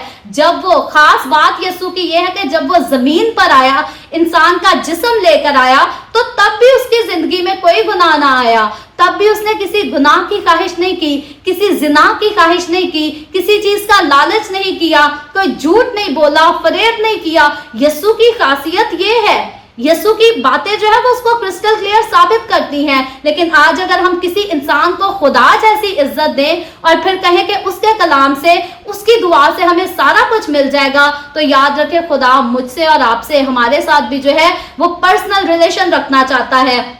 खुदा ये नहीं चाहता कि हम जो है वो 20 दिन का सफर तय करके किसी दूसरी जगह पर पहुंचे और फिर कहें ये बंदा हमारे लिए दुआ करेगा तो हम ठीक हो जाएंगे। खुदा चाहता है, खुदा कहते तू खुद मांग, तू मुझसे मांग तो मैं कौमों को तेरी मिरास के लिए दूंगा। खुदा ये नहीं कहता कि तू दूसरों के पैरों में गिड़गिड़ा कर रो और कह के कोई तेरे पर सर पर हाथ रखे तो फिर ही तू चंगा होगा। खुदावंद यीशु कहता है मेरे पास आ जा क्योंकि मैंने तेरा फिदिया दिया है। आप कहकर देखे ना किसी नामवर बंदे को कि मेरे लिए फिदिया तो दे, कोई भी नहीं देगा। ये नामवर लोग जो होते हैं इनको बस अपनी आवाम इकट्ठी करने से मतलब होता है। ये आपको जिंदगी नहीं दे सकते, जिंदगी की नेमतें नहीं दे सकते। ये सिर्फ अपनी उन्होंने जो है वो तारीफें करानी होती है। लेकिन जो मुखलिस खादिम है, जो सच्चाई के साथ खुदावंद की खिदमत करते हैं, उनके खुदावंद के कदमों में खुद भी झुके रहते हैं और दूसरों को भी कहते हैं कि बेटा मेरे आगे नहीं झुकना, खुदावंद के आगे झुकना है। खबरदार जो मुझे सजदा किया, खबरदार जो मेरी ताजीम की, सिर्फ खुदावंद ही सजदों के लायक है। सिर्फ खुदावंद कदूस ही जो है वही तारीफ, वही ताजीम के लायक है। मुझे सजदा नहीं करना चाहिए। खूबसूरत खादिम वो है जो कहते हैं मैं भी यीशु को सजदा करूंगा, आप सब भी मेरे साथ मिलकर यीशु को सजदा करो। मैं भी यीशु के नाम की तारीफ करूंगा, आप भी मेरे साथ मिलकर यीशु के नाम की तारीफ करो। मैं भी यीशु के नाम की गवाही दूंगा, आप भी यीशु के नाम की गवाही दो। ये ना कहो कि मैं ऐस पादरी को गया ते मेरे नाल ऐ हो गया, एदे को ना आंदा ते मैं ते मारी जाना सी। ऐसे नहीं कहना। यीशु के पास ना आएंगे तो हम मर जाएंगे, यीशु के पास ना आएंगे तो हम खत्म हो जाएंगे। और अगर इस दुनिया की बात हम करें तो सिर्फ ये दुनिया में हमारी जिंदगी नहीं है, ये जिंदगी तो हमारी वक्ती तौर पे है। खुदावंद का कलाम हमें बताता है हम इस दुनिया में रहकर जो है हम परदेसी हैं, हम मुसाफिर हैं। हमारा देश, हमारा वतन तो आसमान पर है।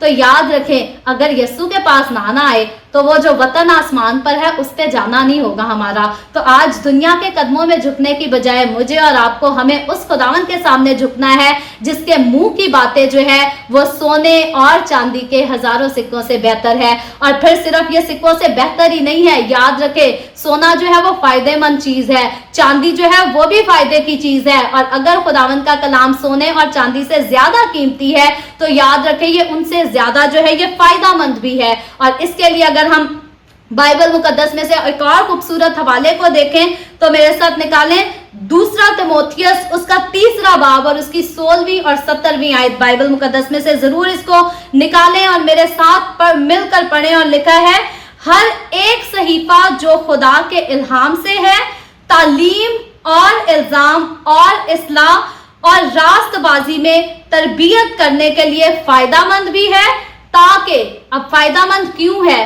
ताकि मर्दे खुदा कामिल बने, खुदा का बंदा जो है वो कामिल बने। खुदा का जो मतलब है, मकसद है मुझे और आपको ईमान की तरफ लेकर आने के लिए जिंदगी बख्शना और हमें कामिल करने का मकसद है। तो ताकि मर्दे खुदा जो है वो कामिल बने, इसीलिए खुदावंद का कलाम जो है वो रास्तबाजी में तरबियत करने के लिए फायदामंद है, ताकि मैं और आप हम कामिल बने और हर एक नेक काम के लिए बिल्कुल तैयार हो जाएं। तो अब देख लें कि नेक काम करने के लिए दुनिया में बड़े सारे लोग हैं, जिंदगी में उनके झूठ भरा होता है, फरेब भरा होता है और तस्वीरें चढ़ाते हैं। जी हमने इतने लोगों को खाना खिलाया है, हमने इतनी बेवाएं थी हमारे चर्च में आती, हमने इनको जोड़े भी लेकर दिए हैं, हमने इनके घरों में राशन भी कराया है। तो लोग जो है वो नेकियां, ऐसी नेकियां करते फिरते हैं जिनका उन्हें कोई फायदा नहीं, क्योंकि खुदावंद का कलाम बताता है कि मैं और आप नेकी करने के लिए तब तक हम तैयार नहीं, तब तक हम नेकी करने के लायक नहीं जब तक हम जो है वो कामिल नहीं बनते। तो खुदावंद के कलाम को पढ़ना, सुनना, समझना, अपनी जिंदगी में बसा लेना जरूरी है। फिर मैं और आप हम नेकियां करने के जो है वो काबिल बन जाते हैं। जब हम कामिल होंगे फिर हम जाकर नेकी करेंगे, तो हमारी नेकी जो है वो खुदा के नजदीक पसंदीदा होगी और हमारी नेकियों से जो है वो दूसरों को फायदा होगा। सिर्फ राशन का फायदा नहीं होगा, सिर्फ कपड़ों का फायदा नहीं होगा, सिर्फ खाने पीने का, शॉपिंग करने का फायदा नहीं होगा, घर के किराए का, बिलों का फायदा नहीं होगा, बल्कि वो हमेशा की जिंदगी में दाखिल हो जाएंगे, वो मौत से निकलकर जिंदगी में दाखिल हो जाएंगे। तो इसीलिए खुदावंद का कलाम बताता है कि ईमान जो है वो सुनने से पैदा तो होता है, लेकिन सारी तरफ ये नहीं कि आज कितों सुन लिया, कल कितों सुन लिया तो फिर परसों पागल ही हो गए। याद रखे, सुनना मसीह के कलाम से है, मसीह के कलाम सुनने से कभी कोई पागल नहीं हुआ। बहुत सारे लोगों ने अफवाहें फैलाई हुई हैं जी, मुकाशफा पढ़ने से पागल हो जाते हैं, खुदावंद के कलाम को रोज इतना नहीं ज्यादा पढ़ना चाहिए पागल। खुदावंद का कलाम पढ़ने से याद रखें कभी इंसान पागल नहीं होता। वाहिद बाइबल मुकद्दस के अलावा जिंदगी में, दुनिया में और कोई किताब ही नहीं है जो आपको सीधा जिंदगी का रास्ता दिखा सके, जन्नत का रास्ता दिखा सके। ये वाहिद बाइबल मुकद्दस है जो जन्नत का रास्ता भी दिखाती है और गारंटी भी देती है। बाकी शायद जन्नत के रास्ते की बातें तो और भी किताबें करती हो, लेकिन गारंटी नहीं, गारंटी किसी के पास नहीं है। गारंटी मसीह ने दी है और मसीह के कलाम ने दी है, और इसीलिए मैं कहती हूँ कि ये क्रिस्टल क्लियर भी है, सोने चांदी से ज्यादा कीमती भी है और फायदामंद भी है। और खुदावंद के कलाम की खासियतें सिर्फ ये 3 पॉइंट में आकर खत्म नहीं हो जाती। आज हमारे पास सीखने के लिए वक्त बहुत ज्यादा नहीं है, वरना इसके अगर आगे बढ़कर हम पॉइंट्स को जो है वो खुलकर सीखना चाहें तो ये पॉइंट्स खुलते जाएंगे, खत्म नहीं होंगे। और आगे चलकर हम देखते हैं कि खुदा के कलाम पर हमने गौर ये किया है कि खुदा के कलाम से जो है वो हमने सुना भी है, समझ भी लिया है कि ईमान असल में जो है वो चीज क्या है और ये आता कैसे है। तो अब आगे बढ़कर एक और नया सवाल उठ जाता है, और वो सवाल यहाँ पर ये है कि हमें ईमान क्या लेकर आना है, किस चीज पर ईमान लाना मेरा और आपका जरूरी है। तो फिर जो है वो हमें आज की हमारी मरकजी आयत की तरफ जो है वो वापस लौट कर आना पड़ेगा। तो हमारी जो आज की मरकजी आयत है बड़ी खूबसूरत आयत है और मेरी फेवरेट वर्सेस में से एक आयत है, जो कि इब्रानियों की किताब, इब्रानियों उसका 11वां बाब और उसकी 6ठी आयत है, जिसमें लिखा है, खुदावंद का कलाम कहता है, और बगैर ईमान के उसको पसंद आना नामुमकिन है, इसलिए कि खुदा के पास आने वाले को ईमान लाना चाहिए। अब हमने सीखा ईमान क्या है, ईमान कैसे ला सकते हैं, तो अब हम सीख रहे हैं कि ईमान लेकर के आना है। तो यहाँ खुदावंद का बंदा पौलुस रसूल कहता है कि खुदा के पास आने वाले को ईमान लाना चाहिए कि वो मौजूद है और अपने तालबों को बदला देता है। तो अब ये 2 खूबसूरत हम यहाँ पर जो है वो पॉइंट देखते हैं कि सबसे पहली बात तो हमें पॉइंट जो है वो ईमान लेकर के आना है। आज की हमारी मरकजी आयत बताती है कि खुदा जो है वो मौजूद है, और बाइबल मुकद्दस में अगर मौजूदगी की बात करें तो खुदावन जो है वो वाकई पैदाइश की किताब से लेकर मुकाशफा की किताब तक पूरी बाइबल मुकद्दस इस बात को साबित करती है कि खुदा जो है वो हर वक्त, हर घड़ी, हर जगह मौजूद है। और अगर हम बाइबल मुकद्दस में से इमसाल की किताब उसके 15वें बाब की 3री आयत को देखें तो वहां लिखा है, इमसाल की किताब उसका 15वां बाब 3री आयत, वहां खुदावन के कलाम में लिखा है, खुदावन की आंखें हर जगह हैं और नेकों और बदों की निगरान है। तो याद रखें, कई बार लोग समझते हैं खुदा सिर्फ मौजज़े करने के लिए उतरता है, खुदा सिर्फ रूह का मसा देने के लिए ही उतरता है, लेकिन खुदा, कई लोग जो है वो ये बात भूल जाते हैं कि खुदा जो है वो हर वक्त हर जगह पर मौजूद नहीं। खुदा की ये खासियत है, याद रखें, कि वो एक वक्त में पूरी दुनिया को देखता है, और बाइबल मुकद्दस इस बात की एक बार नहीं बार बार गवाही देती है। लिखा है, खुदा की आंखें हर जगह हैं और नेकों और बदों की निगरान है। तो ये जो है इस बात को साबित करती है कि खुदा जो है वो हर वक्त, हर घड़ी, हर जगह जो है वो मौजूद है। और उसके बाद हम देखते हैं कि उसकी मौजूदगी जो है वो हर वक्त, हर घड़ी, हर जगह मौजूद तो रहती है, लेकिन एक और बड़ी खूबसूरत बाइबल मुकद्दस की मशहूर आयत है, इब्रानियों उसका 13वां बाब और उसकी 8वीं आयत, वो और खूबसूरती से खुदावंद की खासियत को पेश करती है, और लिखा है, यीशु मसीह कल और आज बल्कि अबद तक यकसा है। तो अब अगर हम पिछले पॉइंट की तरफ अगर चले जाएं कि खुदावंद का कलाम क्रिस्टल क्लियर है और सोने चांदी से ज्यादा बेहतर और फायदामंद भी है, तो वहां भी इस आयत को हम यूज कर सकते हैं कि यीशु मसीह जो है वो कल और आज बल्कि हमेशा तक, अबद तक जो है वो यकसा है, एक जैसा है, बदलता नहीं है, वो ला तब्दील खुदा है, उसे ना कोई बदल सकता है और ना वो खुद से, वो एक ही चीज है और ऐसी हस्ती है जो अपने वादों पर अपनी बातों पर, अपने कहे पर जो है वो कायम रहती है और फिर वो हर जगह मौजूद भी होती है। हम ये नहीं कर सकते कि खुदावंद के पास झुककर आज हमने कुछ कहा, कल कुछ कहें और परसों जाकर दुनिया को कुछ और बता दें। ऐसे काम हम नहीं कर सकते, क्योंकि खुदावंद हर जगह मौजूद है और नेकों की तरफ, वो नेकों की तरफ भी निगाह करता है, बदों की तरफ भी निगाह करता है। तो याद रखें, नेक होने का यहाँ पर हमें फायदा क्या मिलता है, क्योंकि खुदावंद का कलाम आज की हमारी मरकजी आयत में जो है वो दो बातों को बयान करता है। पहली बात तो ये कि वो मौजूद है, हमें ईमान ये लेकर आना है, और दूसरी आयत जो है वो नेकों के लिए अब हम बात करेंगे, क्योंकि हमने बात इमसाल की किताब उसके 15वें बाब की 3री आयत में से खास ये सीखा है कि खुदावंद की आंखें हर जगह हैं और नेकों और बदों की निगरान है। तो बदों की निगरान है, बदों को तो बदला देंगी, बदों को तो सजा मिलेगी, लेकिन नेकों के लिए क्या है? दूसरी इसी आयत का जो है आखिरी हिस्सा हमें बताता है, अपने तालिबों को बदला देता है। खुदा जो है अपने तालिबों को हमेशा उनका अच्छा बदला देता है।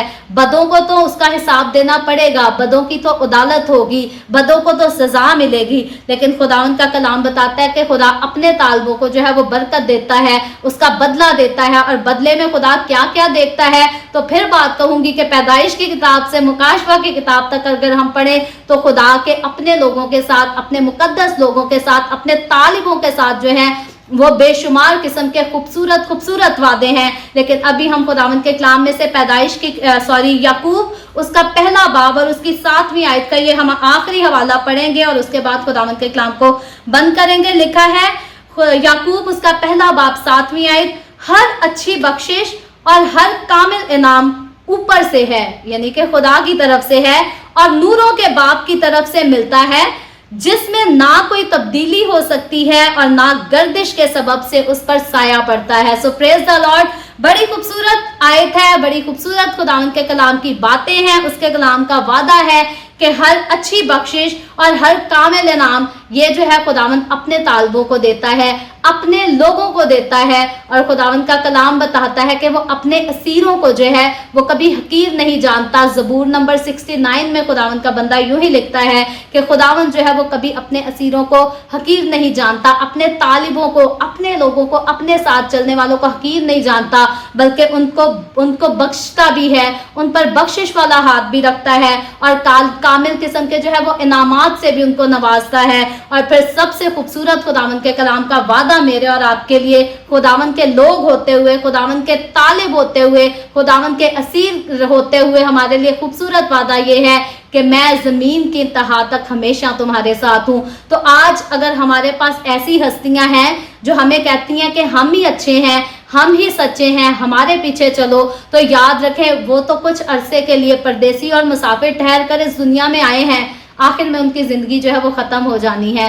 वो आपके मरते दम तक आपके साथ नहीं रह सकते, क्योंकि जो अपनी जिंदगी के दिनों को ना गिन सके वो आपकी जिंदगी के आखिरी दिन तक आपका साथ नहीं निभा सकता। तो याद रखें, यीशु मसीह जो हमेशा से था और हमेशा तक है, वो अव्वल भी है, वो आखिर भी है, वो इब्तदा भी है, वो इंतहा भी है, और जो इब्तदा है वो इंतहा है। और वो ही इस लायक है कि उसने अपने मुंह से कह दिया कि मैं अब तक, मैं हमेशा तुम्हारे साथ हूँ, और यकीन जाने के वो अपने वादा के मुताबिक, अपने कहने के मुताबिक जमीन की इंतहा तक हमेशा हमारे साथ रहेगा, हमारी जिंदगी के इख्तिताम तक, हमारी जिंदगी के आखिरी सांस तक जो है वो हमेशा हमारे साथ रहेगा। तो बाकी जिस्मानी बरकतों की बात करें तो जिस्मानी बरकतें तो बदों की जिंदगियों में भी बहुत होती हैं। आज बहुत सारे लोग हैं जो अपने झूठ फरेब की वजह से रिश्वतें दे दे कर अपनी जगह बना लेते हैं, मुकाम बना लेते हैं। तो जिस्मानी बरकतें तो जो है वो अच्छे और बुरे सब लोगों की जिंदगियों में होती हैं, लेकिन जब रूह की बरकतों की बात करें तो रूहानी बरकतें जो है वो खुदावंद के तालिबों के पास होती हैं। खुदावंद के तालिबों के अलावा दूसरी दुनिया के लोग, बदी करने वाले लोग, झूठ बोलने वाले लोग, गलत कामों में इन्वॉल्व रहने वाले लोग जो है वो रूह की बरकतों का जो है वो तजर्बा नहीं कर सकते। बल्कि पहली बात तो यह है कि रूह उनको जो है वो मजाक लगता है, मस्ती लगती है, एक लतीफे की तरह मालूम होता है। लेकिन याद रखे, जो रूह की बरकतों को एक बार अपनी जिंदगी में ले लेता है, इनका तजर्बा कर लेता है, वो जान जाता है कि असल में खुदा के रूह से ज्यादा, खुदावंद के कलाम से ज्यादा जो है वो कीमती और कोई चीज नहीं। जैसे ज़बूर नवीस कहता है कि तेरा कलाम मेरे लिए सोने और चांदी के हजारों सिक्कों से बेहतर है। तेरे मुंह की शरीयत मेरे लिए सोने और चांदी के हजारों सिक्कों से बेहतर है। सो खुदावंद आज के कलाम के वसीला से मुझे और आपको, हम सबको बहुत बरकत दे। और मैं आखिर में आपसे ज़रूर कहना चाहूँगी कि इंसान का जिस्म रखते हुए हमारी ख्वाहिश होती है कि जिस्मानी बरकतें जो है वो हमारी ज़िंदगी का हिस्सा बने। याद रखें, जिस्मानी बरकतें तो खुदावंद देगा, खुदावंद ने उसका वादा किया है, लेकिन ख़ास वादा जो खुदावंद ने रूहानी बरकतों का किया है वो खुदावंद के साथ चलने से, खुदावंद पर ईमान रखने से। और जब हम खुदावंद के पास रहेंगे, उस पर ईमान रखेंगे, साबित कदमी के साथ उसके साथ चलेंगे, तो याद रखें फिर खुदावंद का कलाम बताता है, वैसे तो वो सारी दुनिया में जो है वो मौजूद है, लेकिन उसकी खास हजूरी, उसकी खास बरकत जो है वो मेरी और आपकी जिंदगियों में हर वक्त मौजूद रहेगी, जिसको हम फील भी कर सकेंगे, महसूस भी कर सकेंगे। और वो हमारी जो है वो हमें शक्ति देगी, हमें हिम्मत देगी, कुव्वत देगी कि आज बेदीनी के दौर में जो है हम पाक तरह से जो है कामिल होकर चल सकें, साबित कदमी के साथ खुदा के साथ चल सकें। और फिर वो जो अपने तालबों को बदला देगा तो उसका बदला जो है वो मेरे और आपके लिए बरकतों वाला बदला है। और फिर सिर्फ ये बरकतों का नहीं, बल्कि हमारी मंजिल जो आसमान है वो हमें आसमान पर ले जाएगा, वो हमें हमेशा की ज़िंदगी देगा, वो हमें नए आसमान, नई ज़मीन और नए यरूशलेम में दाखिल करेगा। तो याद रखें, मुझे और आपको, हमें इंसानों को, दुनिया को देखकर दुनिया के आगे झुकने की भी ज़रूरत नहीं, दुनिया की पैरवी करने की भी ज़रूरत नहीं, बल्कि उसी के आगे झुकें, उसी की पैरवी करें, उसी को सजदा करें, उसी की ताज़ीम करें जो मेरा और आपका, हमारा निजात दहिंदा है, जो ज़रूर एक दिन अपने वादा के मुताबिक मुझे और आपको, हम सब को नए आसमान, नई ज़मीन और नए यरूशलेम में ले जाएगा। खुदावंद आप सबके साथ हो, खुदावंद आप सबको बरकत दे। आखिर में एक बार फिर से मैं अपने ब्रिटिश एशियन क्रिश्चियन काउंसिल की शुक्रगुजार हूँ, ब्रदर अर्नस्ट की शुक्रगुजार हूँ, और खुदावंद की नहायत शुक्रगुजार हूँ जिसने मुमकिन किया कि आज हम मिलकर खुदावंद के कलाम की इन खूबसूरत बातों को सीख सकें। खुदावंद आप सबके साथ हो। God bless you all. Welcome back. ਇੱਕ ਵਾਰੀ ਹੋਰ ਅਸੀਂ ਤੁਹਾਡਾ ਜੀ ਆਇਆਂ ਨੂੰ ਕਹਿੰਦੇ ਆ। ਜਿੰਨੇ ਭੈਣ ਭਰਾ ਹੁਣ ਜੁੜੇ ਆ ਉਹਨਾਂ ਨੂੰ ਵੀ ਜੀ ਆਇਆਂ ਨੂੰ ਕਹਿੰਦੇ ਆ। ਸੋ ਮੈਂ ਇਸ ਕਨਵੈਨਸ਼ਨ ਨੂੰ ਅੱਗੇ ਵਧਾਉਂਦੇ ਹੋਏ ਇੱਕ ਦੋ ਤੁਹਾਡੇ ਨਾਲ ਗੱਲਾਂ ਜ਼ਰੂਰ ਕਰਨੀਆਂ ਚਾਹੁੰਦਾ ਕਿ ਪਿਛਲੇ ਦਿਨਾਂ ਦੇ ਵਿੱਚ ਸਾਡੇ ਲਾਗੇ ਪਾਸਟਰ, ਇੰਗਲਿਸ਼ ਪਾਸਟਰ ਸੀ ਜਿਹੜੇ ਪ੍ਰੀਚਿੰਗ ਕਰਦੇ ਸੀਗੇ ਤੇ ਉਹਨਾਂ ਨੂੰ ਪੁਲਿਸ ਨੇ ਆਣ ਕੇ ਅਰੈਸਟ ਕੀਤਾ। ਮੈਂ ਇਹ ਦੱਸਣਾ ਚਾਹੁੰਦਾ ਕਿ ਬਹੁਤ ਸਾਰੇ ਜਿਹੜੇ ਫੇਥ ਆ ਉਹ ਓਪਨਲੀ ਇਸ ਕੰਟਰੀ ਦੇ ਵਿੱਚ ਆਪਣੇ ਫੇਥ ਦੀ ਪ੍ਰੈਕਟਿਸ ਕਰਦੇ ਨੇ। ਕੀ ਐਜ਼ ਏ ਕ੍ਰਿਸਚੀਅਨ ਹੁੰਦੇ ਹੋਏ ਸਾਨੂੰ ਆਪਣੇ ਫੇਥ ਦੀ, ਜਾਂ ਕ੍ਰਿਸਚੀਅਨ ਕੰਟਰੀ ਦੇ ਵਿੱਚ ਬੈਠੇ ਹੋਏ ਸਾਨੂੰ ਆਪਣੇ ਰਾਈਟਸ ਮਿਲਦੇ ਆ? ਕੀ ਸਾਨੂੰ ਆਪਣੇ ਫੇਥ ਦੀ ਪ੍ਰੈਕਟਿਸ ਕਰਨ ਲਈ ਮੌਕਾ ਮਿਲਦਾ, ਜਾਂ ਉਸ ਪ੍ਰੈਕਟਿਸ ਤੇ ਕਿਸੇ ਨਾ ਕਿਸੇ ਤਰੀਕੇ ਤੇ ਅਸੀਂ ਆਪਣੀਆਂ ਪ੍ਰੋਬਲਮਸ ਸਾਨੂੰ ਆਉਂਦੀਆਂ ਨੇ? ਸੋ ਮੈਂ ਇਸ ਗੱਲ ਨੂੰ ਰੇਜ਼ ਵੀ ਕੀਤਾ ਸੀ ਤੇ ਬਹੁਤ ਸਾਰੇ ਪਾਸਟਰ ਸਾਹਿਬਾਨ ਮੇਰੇ ਨਾਲ ਅਗਰੀ ਹੋਏ, ਪਰ ਮੈਂ ਥੋੜਾ ਜਿਹਾ ਡਿਸਅਪੁਆਇੰਟਡ ਵੀ ਹੋਇਆ ਕਿ ਬਹੁਤ ਸਾਰੇ ਪਾਸਟਰਸ ਨੇ ਸੁਣ ਤਾਂ ਲਿਆ ਪਰ ਉਸ ਨੂੰ, ਉਸ ਗੱਲ ਨੂੰ ਅੱਗੇ ਵਧਾਉਣ ਦਾ ਕੋਈ ਚਾਰਾ ਨਹੀਂ ਕੀਤਾ। ਸੋ ਮੈਂ ਇਹ ਗੱਲ ਕਹਿਣਾ ਚਾਹੁੰਦਾ ਕਿ ਅਸੀਂ ਕਿਉਂ ਹਜੇ ਤਾਈਂ ਵੀ ਲੋਕਾਂ ਨੂੰ ਖੁਸ਼ ਕਰਦੇ ਹੋ? ਹਾਲਾਂਕਿ ਸਾਨੂੰ ਪਤਾ ਆ ਕਿ ਸਾਨੂੰ ਲੋਕਾਂ ਨੂੰ ਖੁਸ਼ ਕਰਨ ਦੀ ਜ਼ਰੂਰਤ ਨਹੀਂ, ਸਾਨੂੰ ਉਸ ਪਰਮੇਸ਼ਵਰ ਨੂੰ ਖੁਸ਼ ਕਰਨ ਦੀ ਜ਼ਰੂਰਤ ਆ ਜੋ ਜਿੰਦਾ ਹੈ, ਜੋ ਫਿਰ ਆने वाला है, जो सानू वापस लैके अपने नाल जाण वाला, कलीसिया नू उठाई जाना है। सो मैं छोटी जी सोच दे नाल 10 क्वेश्चन मैं रेडी कीते आ। सो मैं चाहना भी ये भैन भरा इन्हां क्वेश्चनां दा आंसर लभण, क्योंकि जिहड़े क्वेश्चन मैं तुहाडे सामने रखदा मैं एक्सपीरियंस दे नाल रखदा, क्योंकि मैं बहुत ਪਾਸਟਰ ਸਾਹਿਬਾਨ ਦੇ ਨਾਲ ਜਾਂ ਲੀਡਰਸ ਦੇ ਨਾਲ ਜਾਂ ਕਲੀਸਿਆਵਾਂ ਦੇ ਨਾਲ ਮੈਂ ਸ਼ੇਅਰ ਕੀਤੇ, ਉਹ ਅਗਰੀ ਹੁੰਦੇ, ਪਰ ਇਹਨਾਂ ਦਾ ਆਨਸਰ ਤੁਸੀਂ ਲੱਭਣਾ ਕਿ ਕੀ ਮੈਂ ਇਸ ਕੁਐਸਚਨ ਦਾ ਆਨਸਰ ਤੁਹਾਡੇ ਕੋਲ ਹੈਗਾ? ਜੇ ਕਿਸੇ ਵੀ ਕੁਐਸਚਨ ਦਾ ਤੁਹਾਡੇ ਕੋਲ ਆਨਸਰ ਹੈਗਾ ਤਾਂ ਉਸ ਤੇ ਪ੍ਰੈਕਟਿਸ ਕਰਨੀ ਸ਼ੁਰੂ ਕਰੋ, ਕਿਉਂਕਿ ਇੰਗਲੈਂਡ ਜਿਹੜੀ ਯੂਕੇ ਆ ਇਹ ਕ੍ਰਿਸਚੀਅਨ ਕੰਟਰੀ ਆ, ਪਰ ਹੌਲੀ ਹੌਲੀ ਅਸੀਂ ਇਸ ਤੋਂ ਡ੍ਰਿਫਟ ਹੋਈ ਜਾ ਰਹੇ ਹਾਂ, ਪਰੇ ਹੋਈ ਜਾ ਰਹੇ ਹਾਂ। ਕਿਉਂ?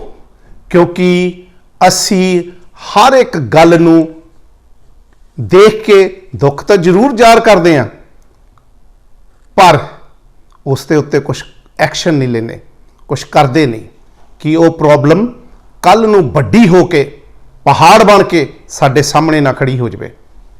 ਸੋ ਇਸ ਕਰਕੇ ਪਹਿਲਾ ਕੁਐਸਚਨ ਹੈਗਾ ਆ, ਕੀ ਅਸੀਂ ਐਜ਼ ਏ ਕ੍ਰਿਸਚੀਅਨ ਆਪਸ ਵਿੱਚ ਹੀ ਇੱਕ ਦੂਏ ਦੇ ਨਾਲ ਇਮਾਨਦਾਰ ਆ, ਇਮਾਨਦਾਰੀ ਦੇ ਨਾਲ ਗੱਲਬਾਤ ਕਰਦੇ ਆ, ਜਾਂ ਅਸੀਂ ਇੱਕ ਦੂਏ ਨੂੰ ਖੁਸ਼ ਕਰਨ ਲਈ ਦੋ ਗੱਲਾਂ ਕਰਕੇ ਤਾਂ ਉਸ ਤੋਂ ਬਾਅਦ ਭੁੱਲ ਜਾਂਦੇ ਆ। ਕੁਐਸਚਨ ਨੰਬਰ 2, ਜੇ ਅਸੀਂ ਆਪਣੇ ਚਰਚਿਸ ਦੇ ਵਿੱਚ ਜਾਂ ਸਾਡੇ ਪਾਸਟਰ ਸਾਹਿਬਾਨ ਦੇ ਨਾਲ ਕਿਸੇ ਤਰ੍ਹਾਂ ਦੀ ਵੀ ਹੈਲਪ ਕਰਾਉਂਦੇ ਆ ਜਾਂ ਚਰਚ ਦੇ ਵਿੱਚ ਕੰਮ ਕਰਦੇ ਆ, ਅਸੀਂ ਲੀਡ ਰੋਲ ਲੈਂਦੇ ਆ, ਜਾਂ ਸਾਡੇ ਕੋਲ ਕਿਸੇ ਤਰ੍ਹਾਂ ਦਾ ਵੀ ਟੈਲੈਂਟ ਹੈਗਾ, ਉਸ ਟੈਲੈਂਟ ਨੂੰ ਅਸੀਂ ਜੇ ਚਰਚ ਵਿੱਚ ਪਰਮੇਸ਼ਵਰ ਦੇ ਕੰਮ ਲਈ ਅਸੀਂ ਯੂਜ਼ ਕਰਦੇ ਆ, ਕੀ ਅਸੀਂ ਉਸ ਟੈਲੈਂਟ ਨੂੰ ਜਾਂ ਉਸ ਸਾਡੀ ਮਿਹਨਤ ਨੂੰ ਅਸੀਂ ਪਾਸਟਰ ਦੇ ਉੱਤੇ ਥੋਪਦੇ ਆ ਕਿ ਮੈਂ ਪਾਸਟਰ ਲਈ ਕਰਦਾ ਜਾਂ ਮੈਂ ਚਰਚ ਲਈ ਕਰਦਾ? ਇਹ ਸੋਚੋ, ਕਿਉਂਕਿ ਜੋ ਕੁਝ ਵੀ ਅਸੀਂ ਕਰਦੇ ਆ ਪਰਮੇਸ਼ਵਰ ਲਈ ਹੋਣਾ ਚਾਹੀਦਾ। ਇਸ ਨੂੰ ਸੋਚਣ ਦੀ ਸਾਨੂੰ ਜ਼ਰੂਰਤ ਹੈ। ਕੁਐਸਚਨ ਨੰਬਰ 3, ਕੀ ਸਾਡੇ ਧਰਮ ਦੀ ਪ੍ਰੋਬਲਮ ਜੇ ਕੋਈ ਆਉਂਦੀ ਆ ਜਾਂ ਮੁਸ਼ਕਿਲ ਆਉਂਦੀ ਆ, ਜਿਸ ਤਰ੍ਹਾਂ ਮੈਂ ਤੈਨੂੰ ਪਹਿਲਾਂ ਦੱਸ ਕੇ ਹਟਿਆ, ਕੀ ਅਸੀਂ ਪਰਮੇਸ਼ਵਰ ਦੇ ਕੰਮਾਂ ਦੀ ਪ੍ਰੋਬਲਮ ਨੂੰ ਅਣਦੇਖਾ ਕਰਦੇ ਆ? ਪ੍ਰੋਬਲਮ ਨੂੰ ਅਣਦੇਖਾ ਕਰਦੇ ਆ, ਦੇਖ ਕੇ 2 ਮਿੰਟ ਕਰਕੇ ਤਾਂ ਫਿਰ ਅਸੀਂ ਉਸ ਨੂੰ ਭੁੱਲ ਜਾਂਦੇ ਆ। ਕੀ ਅਸੀਂ ਇਹ ਕਰਦੇ ਆ? ਕੁਐਸਚਨ ਨੰਬਰ 4, ਕੀ ਯੂਕੇ ਦੇ ਚਰਚਿਸ ਸਪੋਰਟ ਕਰਨਾ ਜਾਂ ਯੂਕੇ ਦੇ ਬਾਹਰ ਜਿਹੜੇ ਭੈਣ ਭਰਾ ਬਹੁਤ ਸਾਰੇ ਯੂਕੇ ਦੇ ਚਰਚਿਸ ਨੂੰ ਸਪੋਰਟ ਨਹੀਂ ਕਰਦੇ ਜਾਂ ਸਾਡੇ ਯੂਕੇ ਦੇ ਪਾਸਟਰਸ ਨੂੰ ਨਹੀਂ ਸਪੋਰਟ ਕਰਦੇ, ਇਹਦੇ ਤੇ ਸਾਨੂੰ ਧਿਆਨ ਦੇਣ ਦੀ ਜ਼ਰੂਰਤ ਹੈ। ਕੀ ਅਸੀਂ ਇੰਡੀਆ ਜਾਂ ਪਾਕਿਸਤਾਨ ਜਾਂ ਸਾਊਥ ਏਸ਼ੀਆ ਕਹਿ ਸਕਦੇ ਹਾਂ, ਜਿੰਨੇ ਵੀ ਰੀਜਨ ਉਧਰ ਹੈਗੇ ਆ, ਉੱਥੇ ਦੇ ਪਾਸਟਰਾਂ ਨੂੰ ਅਸੀਂ ਆਪਣਾ ਡੋਨੇਸ਼ਨ ਭੇਜਦੇ ਆ? ਮੈਂ ਇਸ ਚੀਜ਼ ਨੂੰ ਮਾੜਾ ਨਹੀਂ ਸਮਝਦਾ, ਪਰ ਕਿਸ ਪਾਸਟਰ ਨੂੰ ਭੇਜਦੇ ਆ, ਕਿੱਥੇ ਭੇਜਦੇ ਆ? ਕੀ ਤੁਸੀਂ ਯੂਕੇ ਦੇ ਚਰਚਿਸ ਨੂੰ, ਆਪਣੇ ਚਰਚ ਨੂੰ ਤੁਸੀਂ ਸਪੋਰਟ ਕਰਦੇ ਆ, ਜਾਂ ਯੂਕੇ ਦੇ ਬੇਸਡ ਜਿਹੜੇ ਆਰਗੇਨਾਈਜੇਸ਼ਨਸ ਜਾਂ ਪਾਸਟਰ ਸਾਹਿਬਾਨ ਜਾਂ ਚਰਚਿਸ ਆ ਉਹਨਾਂ ਨੂੰ ਸਪੋਰਟ ਕਰਦੇ ਹੋ? ਕੁਐਸਚਨ ਨੰਬਰ 6, ਜਦੋਂ ਅਸੀਂ ਆਪਣਾ ਪੈਸਾ ਅਬਰੋਡ ਭੇਜਦੇ ਆ, ਜਿੱਦਾਂ ਮੈਂ ਹੁਣ ਦੱਸ ਕੇ ਹਟਿਆ ਪਿਛਲੇ ਕੁਐਸਚਨ ਦੇ ਵਿੱਚ, ਕੀ ਉਹ ਜਿਹੜਾ ਪੈਸਾ ਆ ਤੁਹਾਡਾ ਸਹੀ ਜਗ੍ਹਾ ਤੇ ਲੱਗਦਾ, ਜਾਂ ਉਹ ਜਿਹੜਾ ਤੁਹਾਡਾ ਪੈਸਾ ਆ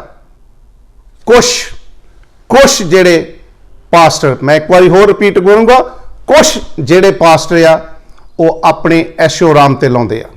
ਇਸ ਤੇ ਸਾਡੇ ਯੂਕੇ ਦੇ ਵਿੱਚੋਂ ਜਿੰਨੇ ਭੈਣ ਭਰਾ ਇਹ ਕੰਮ ਕਰਦੇ ਆ ਉਹਨਾਂ ਨੂੰ ਇਸ ਤੇ ਧਿਆਨ ਦੇਣ ਦੀ ਜ਼ਰੂਰਤ ਆ, ਕਿਉਂਕਿ ਪੈਸੇ ਦੇ ਨਾਲ ਪਰਮੇਸ਼ਵਰ ਨੇ ਸ਼ਿਫਾ ਨਹੀਂ ਦੇਣੀ।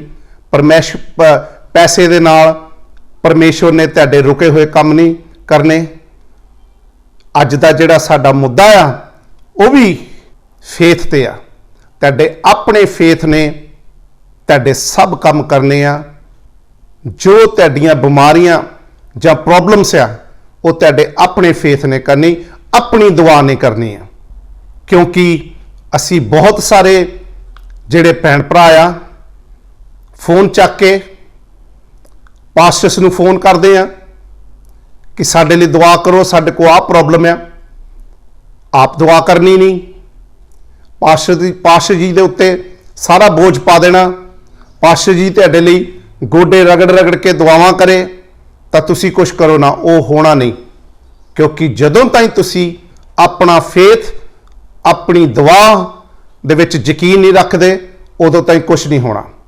ਸੋ ਇਹ ਸੀਗਾ ਮੇਰਾ ਕੁਐਸਚਨ 6।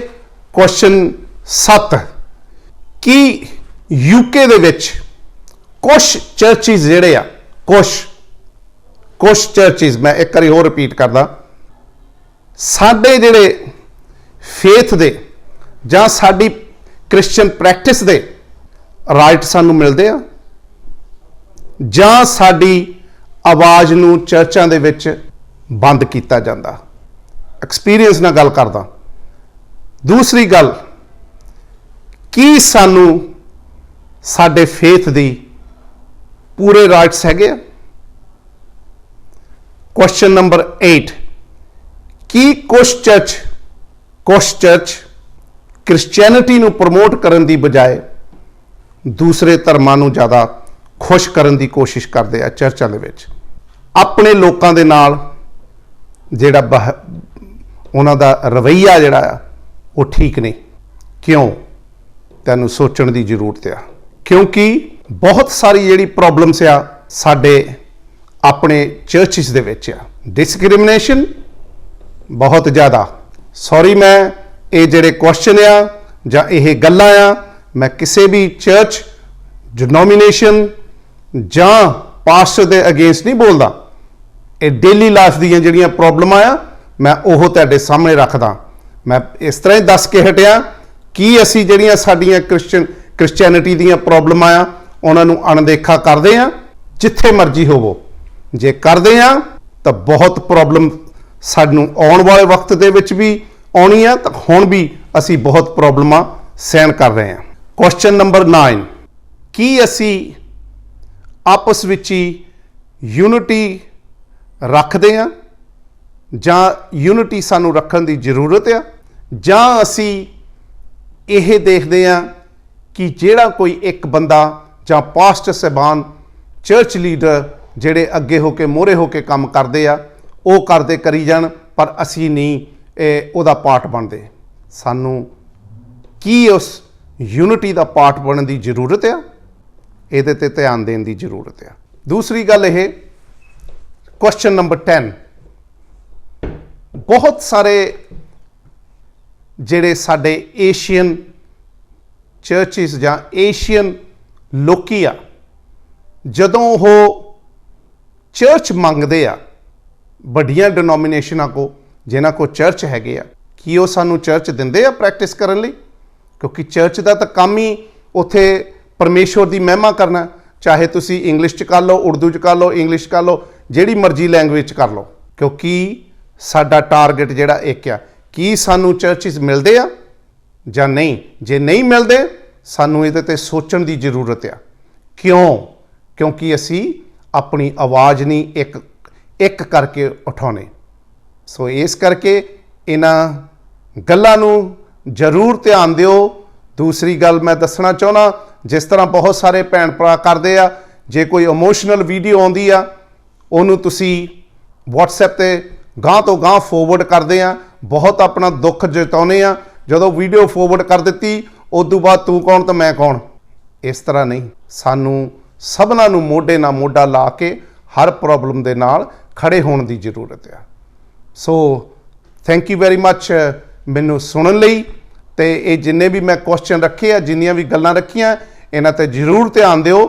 ਇਹ ਪ੍ਰੈਕਟੀਕਲੀ ਜਿਹੜੀਆਂ ਅਸੀਂ ਫੇਸ ਕੀਤੀਆਂ ਜਾਂ ਬਹੁਤ ਸਾਰੇ ਭੈਣ ਭਰਾਵਾਂ ਨੇ ਫੇਸ ਕੀਤੀਆਂ, ਇਹ ਗੱਲਾਂ ਮਨ ਘੜੰਤ ਨਹੀਂ ਆ। So thank you very much. God bless you. enjoy the rest of the convention. Thank you. Hallelujah. ਪਰਮੇਸ਼ਰ ਦੇ ਲੋਕੋ, ਪਰਮੇਸ਼ਰ ਦਾ ਧੰਨਵਾਦ ਹੈ। ਪਰਮੇਸ਼ਰ ਨੇ ਆਪਾਂ ਨੂੰ ਫੇਰ 2021 ਦੇ ਵਿੱਚ BSC ਕਨਵੈਨਸ਼ਨ ਸੈਲੀਬ੍ਰੇਟ ਕਰਨ ਵਾਸਤੇ, ਟੁਗੇਦਰ ਹੋਣ ਵਾਸਤੇ ਮੌਕਾ ਦਿੱਤਾ ਹੈ ਔਰ ਅਸੀਂ ਪ੍ਰਭੂ ਦੇ ਸ਼ੁਕਰਗੁਜ਼ਾਰ ਹਾਂ, ਬ੍ਰਦਰ ਰਨਸ ਦੀ ਲਾਈਫ ਵਾਸਤੇ and also BSCC the team ਵਾਸਤੇ ਐਂਡ ਆਲ ਚਰਚਿਸ ਵਾਸਤੇ। ਔਰ ਪਰਮੇਸ਼ਰ ਦੇ ਦਾਸਾਂ ਨੇ ਆਲਰੇਡੀ ਸੀਨੀਅਰ ਪਾਸਟਰ ਨੇ ਕਾਫੀ ਤੁਹਾਨੂੰ ਮੈਸੇਜ ਦੇ ਦਿੱਤੇ ਹਨ ਔਰ ਸਾਡੇ ਜਿਹੜੇ ਮੇਨ ਪ੍ਰੀਚਰ ਹਨ ਹੀਬਰੂ 11:6 ਤੇ ਕਿ ਵਿਸ਼ਵਾਸ ਤੋਂ ਬਿਨਾਂ ਪਰਮੇਸ਼ਰ ਨੂੰ ਖੁਸ਼ ਕਰਨਾ ਔਖਾ ਹੈ। ਸੋ ਇਸ ਟਾਈਮ ਦੇ ਵਿੱਚ ਉਹ ਮੌਕਾ ਹੈ ਜਦੋਂ ਅਸੀਂ ਵਿਸ਼ਵਾਸ ਦੇ ਨਾਲ ਅੱਗੇ ਵਧਣਾ ਹੈ।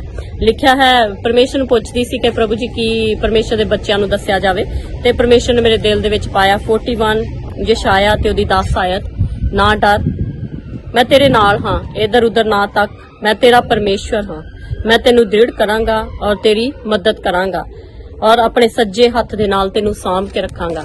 ਪਰਮੇਸ਼ਰ ਦੇ ਲੋਕੋ, ਇਹ ਪਰਮੇਸ਼ਰ ਦੀਆਂ ਗੱਲਾਂ ਹਨ, ਕਿਸੇ ਇਨਸਾਨ ਦੀਆਂ ਨਹੀਂ ਹਨ। ਬਾਈਬਲ 'ਚ 365 ਵਾਰੀ ਲਿਖਿਆ, ਨਾ ਡਰ, ਮੈਂ ਤੇਰੇ ਨਾਲ ਹਾਂ। ਦੁਨੀਆ ਦੇ ਉੱਤੇ ਇਸ ਟਾਈਮ ਦੇ ਵਿੱਚ ਸਪੈਸ਼ਲੀ ਇੱਕ ਖੌਫ ਛਾਇਆ ਹੈ, ਜਿੱਥੇ ਕਿ ਇੰਟਰਨੈਸ਼ਨਲ ਪ੍ਰੋਬਲਮ ਹੈ ਕਰੋਨਾ ਦੀ, COVID-19 ਦੇ ਨਾਲ। ਆਪਾਂ ਨੂੰ ਪਤਾ ਹੈ ਕਿ ਇਸ ਟਾਈਮ 'ਚ ਇੰਡੀਆ 'ਚ ਆਲ ਓਵਰ ਦਾ ਵਰਲਡ ਕਿੱਦਾਂ ਮੌਤਾਂ ਹੁੰਦੀਆਂ ਪਈਆਂ ਹਨ, ਪਰ ਪਰਮੇਸ਼ਰ ਦਾ ਵਚਨ ਸਾਨੂੰ ਕਹਿੰਦਾ ਦਿਸ ਇਜ਼ ਦਾ ਟਾਈਮ, ਇਹ ਵੇਲਾ ਹੈ ਜਦੋਂ ਅਸੀਂ ਪਰਮੇਸ਼ਰ ਦੇ ਉੱਤੇ ਵਿਸ਼ਵਾਸ ਕਰਨਾ ਸਿੱਖਣਾ ਹੈ, ਉਹਦੇ ਵਚਨ ਤੇ ਵਿਸ਼ਵਾਸ ਕਰਨਾ। ਜੇ ਉਹ ਕਹਿੰਦਾ ਹੈ ਨਾ ਡਰ, ਤੇ ਪਰਮੇਸ਼ਰ ਦੇ ਲੋਕੋ ਅਸੀਂ ਉਸ ਡਰ ਤੋਂ ਬਾਹਰ ਨਿਕਲਣਾ ਹੈ, ਉਸ ਡਰ ਤੋਂ ਤੋਬਾ ਕਰਨੀ ਹੈ, ਅਸੀਂ ਵਚਨ ਤੇ ਖੜੇ ਹੋਣਾ ਸਿੱਖਣਾ ਹੈ। ਕਿਉਂਕਿ ਬਾਈਬਲ 'ਚ ਪਰਮੇਸ਼ਰ ਦਾ ਵਾਅਦਾ ਹੈ, ਜੇ ਤੂੰ ਪਾਣੀ ਦੇ ਵਿੱਚੋਂ ਹੋ ਕੇ ਲੰਘੇਗਾ ਤੇ ਉਹ ਤੈਨੂੰ ਡੁਬੋ ਨਾ ਸਕਣਗੇ, ਔਰ ਜੇ ਤੂੰ ਅੱਗ ਦੇ ਵਿੱਚੋਂ ਵੀ ਲੰਘੇਗਾ ਉਹ ਤੈਨੂੰ ਸਾੜ ਨਾ ਸਕੇਗੀ। ਸੋ ਪਰਮੇਸ਼ਰ ਦੀ ਪ੍ਰੋਟੈਕਸ਼ਨ ਜਿਹੜੀ ਹੈ ਆਪਣੇ ਲੋਕਾਂ ਵਾਸਤੇ ਹੈ। 91 ਸਾਮ ਜਦੋਂ ਪੜ੍ਹਦੇ ਹਾਂ ਤੇ ਉਹਦੇ 'ਚ ਪਰਮੇਸ਼ਰ ਦੇ ਵਾਅਦੇ ਸਾਡੇ ਨਾਲ ਹਨ ਔਰ ਆਪਾਂ ਨੂੰ ਪਤਾ ਹੈ ਕਿ ਪਰਮੇਸ਼ਰ ਕਦੀ ਝੂਠ ਨਹੀਂ ਬੋਲਦਾ। ਪਰਮੇਸ਼ਰ ਕੋਈ ਇਨਸਾਨ ਨਹੀਂ ਹੈ ਜਿਹੜਾ ਝੂਠ ਬੋਲੇਗਾ। ਸੋ ਪਰਮੇਸ਼ਰ ਦੇ ਲੋਕੋ, ਅਸੀਂ ਇੱਧਰ ਉੱਧਰ ਨਹੀਂ ਦੇਖਣਾ। ਇੱਥੇ ਲਿਖਿਆ ਹੈ, ਕਹਿੰਦਾ ਇੱਧਰ ਉੱਧਰ ਨਾ ਦੇਖ, ਇੱਧਰ ਉੱਧਰ ਨਾ ਦੇਖ। ਇਸ ਟਾਈਮ ਦੇ ਵਿੱਚ ਟੂ ਮੈਨੀ ਵੌਇਸ ਆ, ਟੂ ਮਚ ਨੋਇਸ ਆ ਔਰ ਲੋਕਾਂ ਦਾ, ਬਹੁਤਿਆਂ ਦਾ ਵਿਸ਼ਵਾਸ ਵੱਧ ਗਿਆ ਹੈ, ਬਹੁਤਿਆਂ ਦਾ ਘਟ ਵੀ ਗਿਆ ਹੈ, ਬਹੁਤੇ ਪ੍ਰਭੂ ਕੋਲ ਆ ਗਏ ਹਨ, ਬਹੁਤਿਆਂ ਕੋ ਕੁਐਸਚਨ ਹੈ। ਪਰ ਮੈਂ ਪਰਮੇਸ਼ਰ ਦਾ ਧੰਨਵਾਦ ਕਰਦੀ ਹਾਂ, ਪਰਮੇਸ਼ਰ ਦੇ ਲੋਕੋ, ਕਿ ਅਸੀਂ ਵਿਸ਼ਵਾਸ ਦੇ ਵਿੱਚ ਯਿਸੂ ਦੇ ਸਿਪਾਹੀਆਂ ਨੇ ਅੱਗੇ ਵੱਧਦੇ ਹੀ ਜਾਣਾ ਹੈ ਔਰ ਅੱਗੇ ਵੱਧਦੇ ਹੀ ਜਾਣਾ ਔਰ ਡਰ ਚੋਂ ਬਾਹਰ ਨਿਕਲਣਾ ਹੈ। ਖੁਦਾਵੰਦ ਤੁਹਾਨੂੰ ਬਹੁਤ ਸਾਰੀ ਬਰਕਤ ਦੇਵੇ ਔਰ ਜਿੰਨੀ ਵੀ ਤੁਸੀਂ ਅੱਜ ਇਸ ਮੀਟਿੰਗ 'ਚ ਬਰਕਤ ਪਾਓਗੇ, ਤੁਸੀਂ ਇੱਕ ਦੂਜੇ ਨਾਲ ਸ਼ੇਅਰ ਕਰੋ। ਔਰ ਮੈਂ ਇੱਕ ਵਾਰੀ ਫੇਰ ਸ਼ੁਕਰ ਕਰਦੀ ਹਾਂ ਕਿ ਪਰਮੇਸ਼ਰ ਨੇ ਮੈਨੂੰ ਇਹ ਚੰਗਾ ਮੌਕਾ ਦਿੱਤਾ ਕਿ ਮੈਂ ਇਹ ਵਚਨ ਪਰਮੇਸ਼ਰ ਦਾ ਸ਼ੇਅਰ ਤੁਹਾਡੇ ਨਾਲ ਕਰ ਸਕੀ। ਨਾ ਡਰ, ਨਾ ਘਬਰਾ, ਮੈਂ ਤੇਰੇ ਨਾਲ ਹਾਂ। ਔਰ ਪਰਮੇਸ਼ਰ ਦੇ ਲੋਕੋ, ਮੈਂ ਲੰਡਨ ਤੋਂ ਪ੍ਰਿਆ ਸਹੌਂਚਾ ਜੀਸਸ ਸਟਾਰ ਆਫ ਨਿਸਟੀ ਵੱਲੋਂ ਸਾਰੀ ਆਉਣ ਵਾਲੀ ਸੰਗਤ ਨੂੰ ਨਿੱਘਾ ਸੱਦਾ ਦਿੰਦੇ ਹੋਏ ਬਲੈਸ ਕਰਦੀ ਹਾਂ। Loss of blessing. ਪਰਮੇਸ਼ਰ ਤੁਹਾਨੂੰ ਇਸ ਸਾਲ ਦੇ ਵਿੱਚ ਤੁਹਾਡੇ ਘਰਾਨਿਆਂ ਨੂੰ, ਤੁਹਾਡੀਆਂ ਫੈਮਲੀਆਂ ਨੂੰ, ਤੁਹਾਡੀਆਂ ਮਿਨਿਸਟਰੀਆਂ ਨੂੰ ਬਲੈਸ ਕਰੇ। God bless you. Enjoy the service today.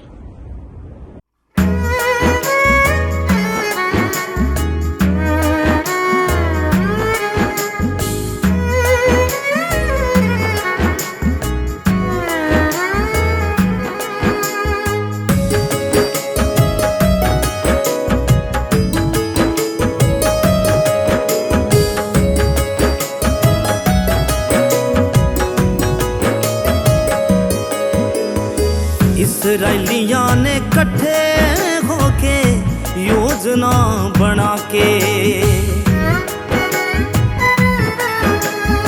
राजा मंगिया उन्होंने सैमुएल कोल जाके, फिर अपनिया सोचां च नाकाम हो गए।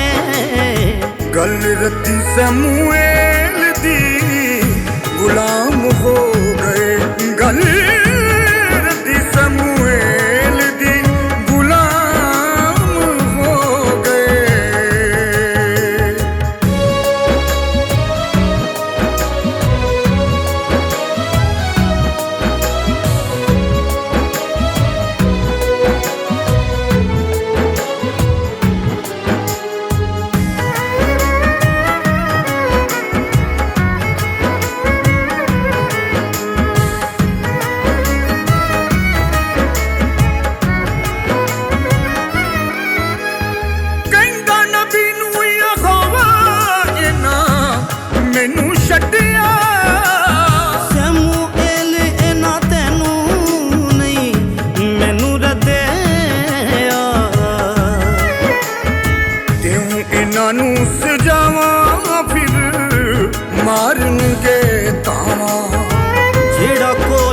खजाना गवा बैणगे, एक दिन फिर मैनू बात ਬਾਦਸ਼ਾਹ ਕਹਿਣਗੇ ਇੱਕ ਦਿਨ ਫਿਰ ਮੈਨੂੰ ਬਾਦਸ਼ਾਹ ਕਹਿਣਗੇ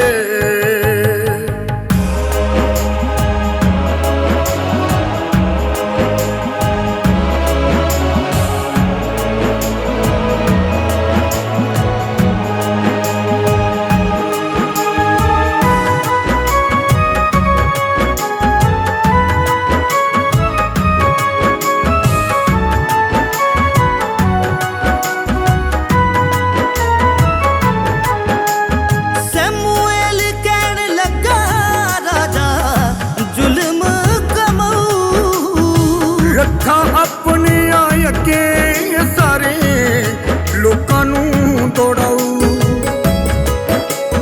ਕਰੂ ਬੁਰਾ ਵਰਤਾਰਾ ਫਿਰ ਵੇਖੂ ਜਗ ਸਾਰਾ ਨਸਾਂ ਵਿਚਲਾ ਆਜ਼ਾਦ ਖੂਨ ਜੰਮ ਜਾਵੇਗਾ ਸਾਡੇ ਲੋਕਾਂ ਉੱਤੇ ਡਾਡਾ ਹੀ ਉਹ ਕਹਿਰ ਢਾਵੇਗਾ ਸਾਡੇ ਲੋਕਾਂ ਉੱਤੇ ਡਾਡਾ ਹੀ ਉਹ ਕਹਿਰ ਢਾਵੇਗਾ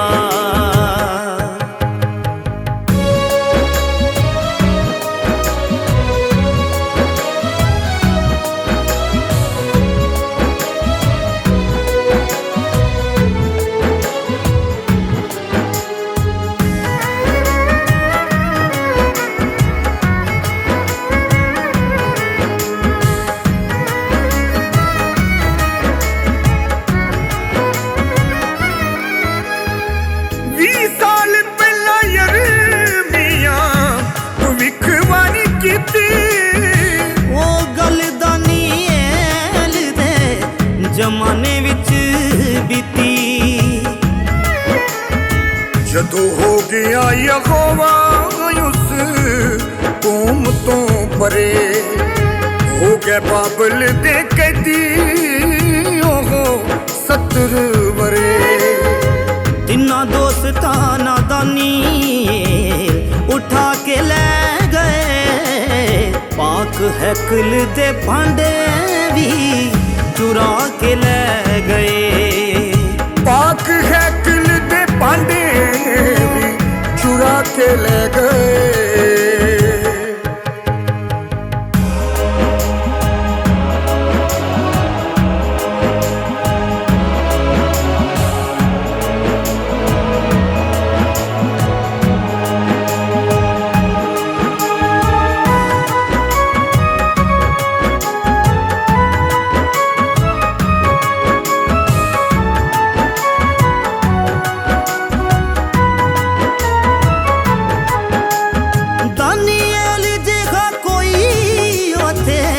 ਨਹੀਂ ਸੀ ਸਿਆਣਾ ਨਾ ਹੀ ਪੀਂਦਾ ਸੀ ਸ਼ਰਾਬ ਨਾ ਪਾਕ ਖਾਵੇ ਖਾਣਾ ਤਿੰਨਾਂ ਦੋਸਤਾਂ ਦੇ ਨਾਲ ਉਹਦਾ ਸ਼ੁਕਰ ਗੁਜ਼ਾਰੇ ਉਹਨੂੰ ਅੰਤ ਸਮੇਂ ਦੇ ਰੱਬ ਭੇਤ ਦੱਸੇ ਸਾਰੇ ਨਾ ਹੀ ਹੋਇਆ ਉਹ ਨਾ ਪਾਕ ਰਿਹਾ ਵਫਾਦਾਰ ਸੀ ਤਾਈਓ ਜ਼ਿੰਦਗੀ ਹਮੇਸ਼ਾ ਦਾਇਓ ਹੱਕਦਾਰ ਸੀ ਤਾਈਓ ਜ਼ਿੰਦਗੀ ਹਮੇਸ਼ਾ ਦਾਇਓ ਹੱਕਦਾਰ ਸੀ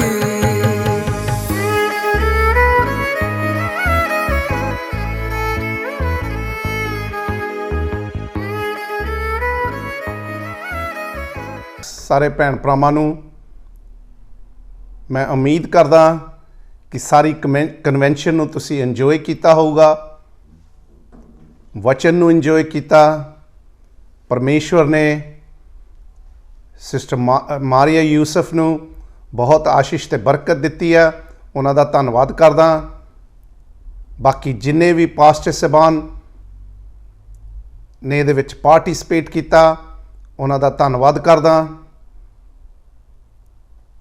ਤੇ ਹੁਣ ਅਸੀਂ ਕਨਵੈਨਸ਼ਨ ਦੇ ਐਂਡ ਤੇ ਆ ਗਏ ਆ ਤੇ ਸਾਡੀ ਬਹੁਤ ਅਜ਼ੀਜ਼ ਮੇਰੀ ਸਿਸਟਰ ਰੋਜ਼ੀ ਸਲਾਹ ਤੋਂ ਬਹੁਤ ਸਾਨੂੰ ਪਿਆਰ ਦਿੰਦੇ ਆ ਹਸਬੈਂਡ ਐਂਡ ਵਾਈਫ ਬਹੁਤ ਇੱਜ਼ਤ ਮਾਣ ਦਿੰਦੇ ਆ, ਤੇ ਉਹਨਾਂ ਨੂੰ ਮੈਂ ਰਿਕੁਐਸਟ ਕਰੂੰਗਾ ਕਿ ਉਹ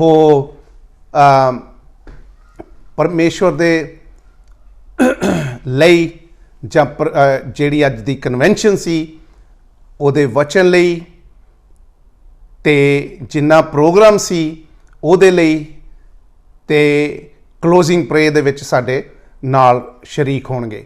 thank you very much. God bless you सब। Thank you. Hallelujah, praise the Lord. अजीज बहनों, खुदावन में आप सबकी सलामती हो।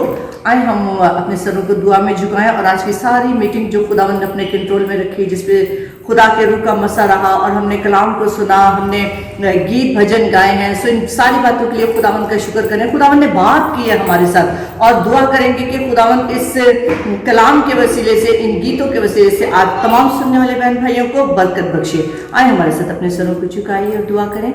निहायत मेहरबान आसमानी जलाली कद्दूस खुदावंद, हम दिल की गहराई से तेरे शुक्रगुजार हैं। खुदावंद तुझे बाप है, तुझे कद्दूस खुदा है, तुझे आसमान और ज़मीन का खालिक और मालिक है। खुदावंद तुझ जैसा कोई नहीं। खुदावंद खुदा तू कैसा महान खुदा है कि अपने लोगों से बातें करता है। खुदावंद आज तूने अपने बंदे के वसीले से, अपनी बंदी के वसीले से खुदावंद कलाम किए हैं। खुदावंद खुदा हमसे बातें की हैं, हम तेरा शुक्र करते हैं। खुदावंद खुदा खुदावंद आज तू अपनी लोगों की हमद व सताइश पे तख्त नशीन हो गया। मेरे मालिक हम तेरा शुक्र करते हैं। हमने खुदावंद गीतों के वसीले से भी बरकत पाई है मेरे मालिक। हमने तेरे कलाम के वसीले से भी, तेरी बातों के वसीले से बरकत पाई है। खुदावंद उस सारी बरकत के लिए खुदावंद खुदा जो तूने आज हमें बख्शी है, तेरा शुक्र करते हैं। पाक रूह की बरकत के लिए तेरा शुक्र करते हैं। पाक रूह के कंट्रोल के लिए तेरा शुक्र करते हैं। उस मसा के लिए शुक्र करते हैं खुदावंद जो आज सारी मीटिंग में हमारे चौगिर्द रहा। खुदावंद हमने तुझे देखा, हमने तुझे सुना। खुदावंद हमने तुझे छुआ आज की शाम में। खुदावंद हमने तुझे छुआ, तुझे महसूस किया। तेरा शुक्र हो, तेरी तारीफ हो, तेरी तमजीद हो, तेरी सना, तेरी बुजुर्गी हो। खुदावंद खुदा खुदावंद तेरा कलाम जहाँ जहाँ बोया गया, जिस जिस दिल में बोया गया, खुदावंद वो दिल की जमीन 100 गुना फल लेकर आए। खुदावंद खुदा ताकि आए मेरे खुदावंद तेरी बादशाही के लिए, बादशाही में दाखिल होने वाले हम तमाम के तमाम सुनने वाले, तमाम अमल करने वाले हों। खुदावंद तेरी सताइश करते, तेरी पूजा करते, तेरी तारीफ करते। खुदावंद इस दुआ को, इस मिन्नत और दरख्वास्त को तेरे ही पाक और प्यारे और कद्दूस बेटे अपने कद्दूस खुदावंद यीशु मसीह के नाम से मांगते हैं। आमीन आमीन। हालेलुया। God bless you.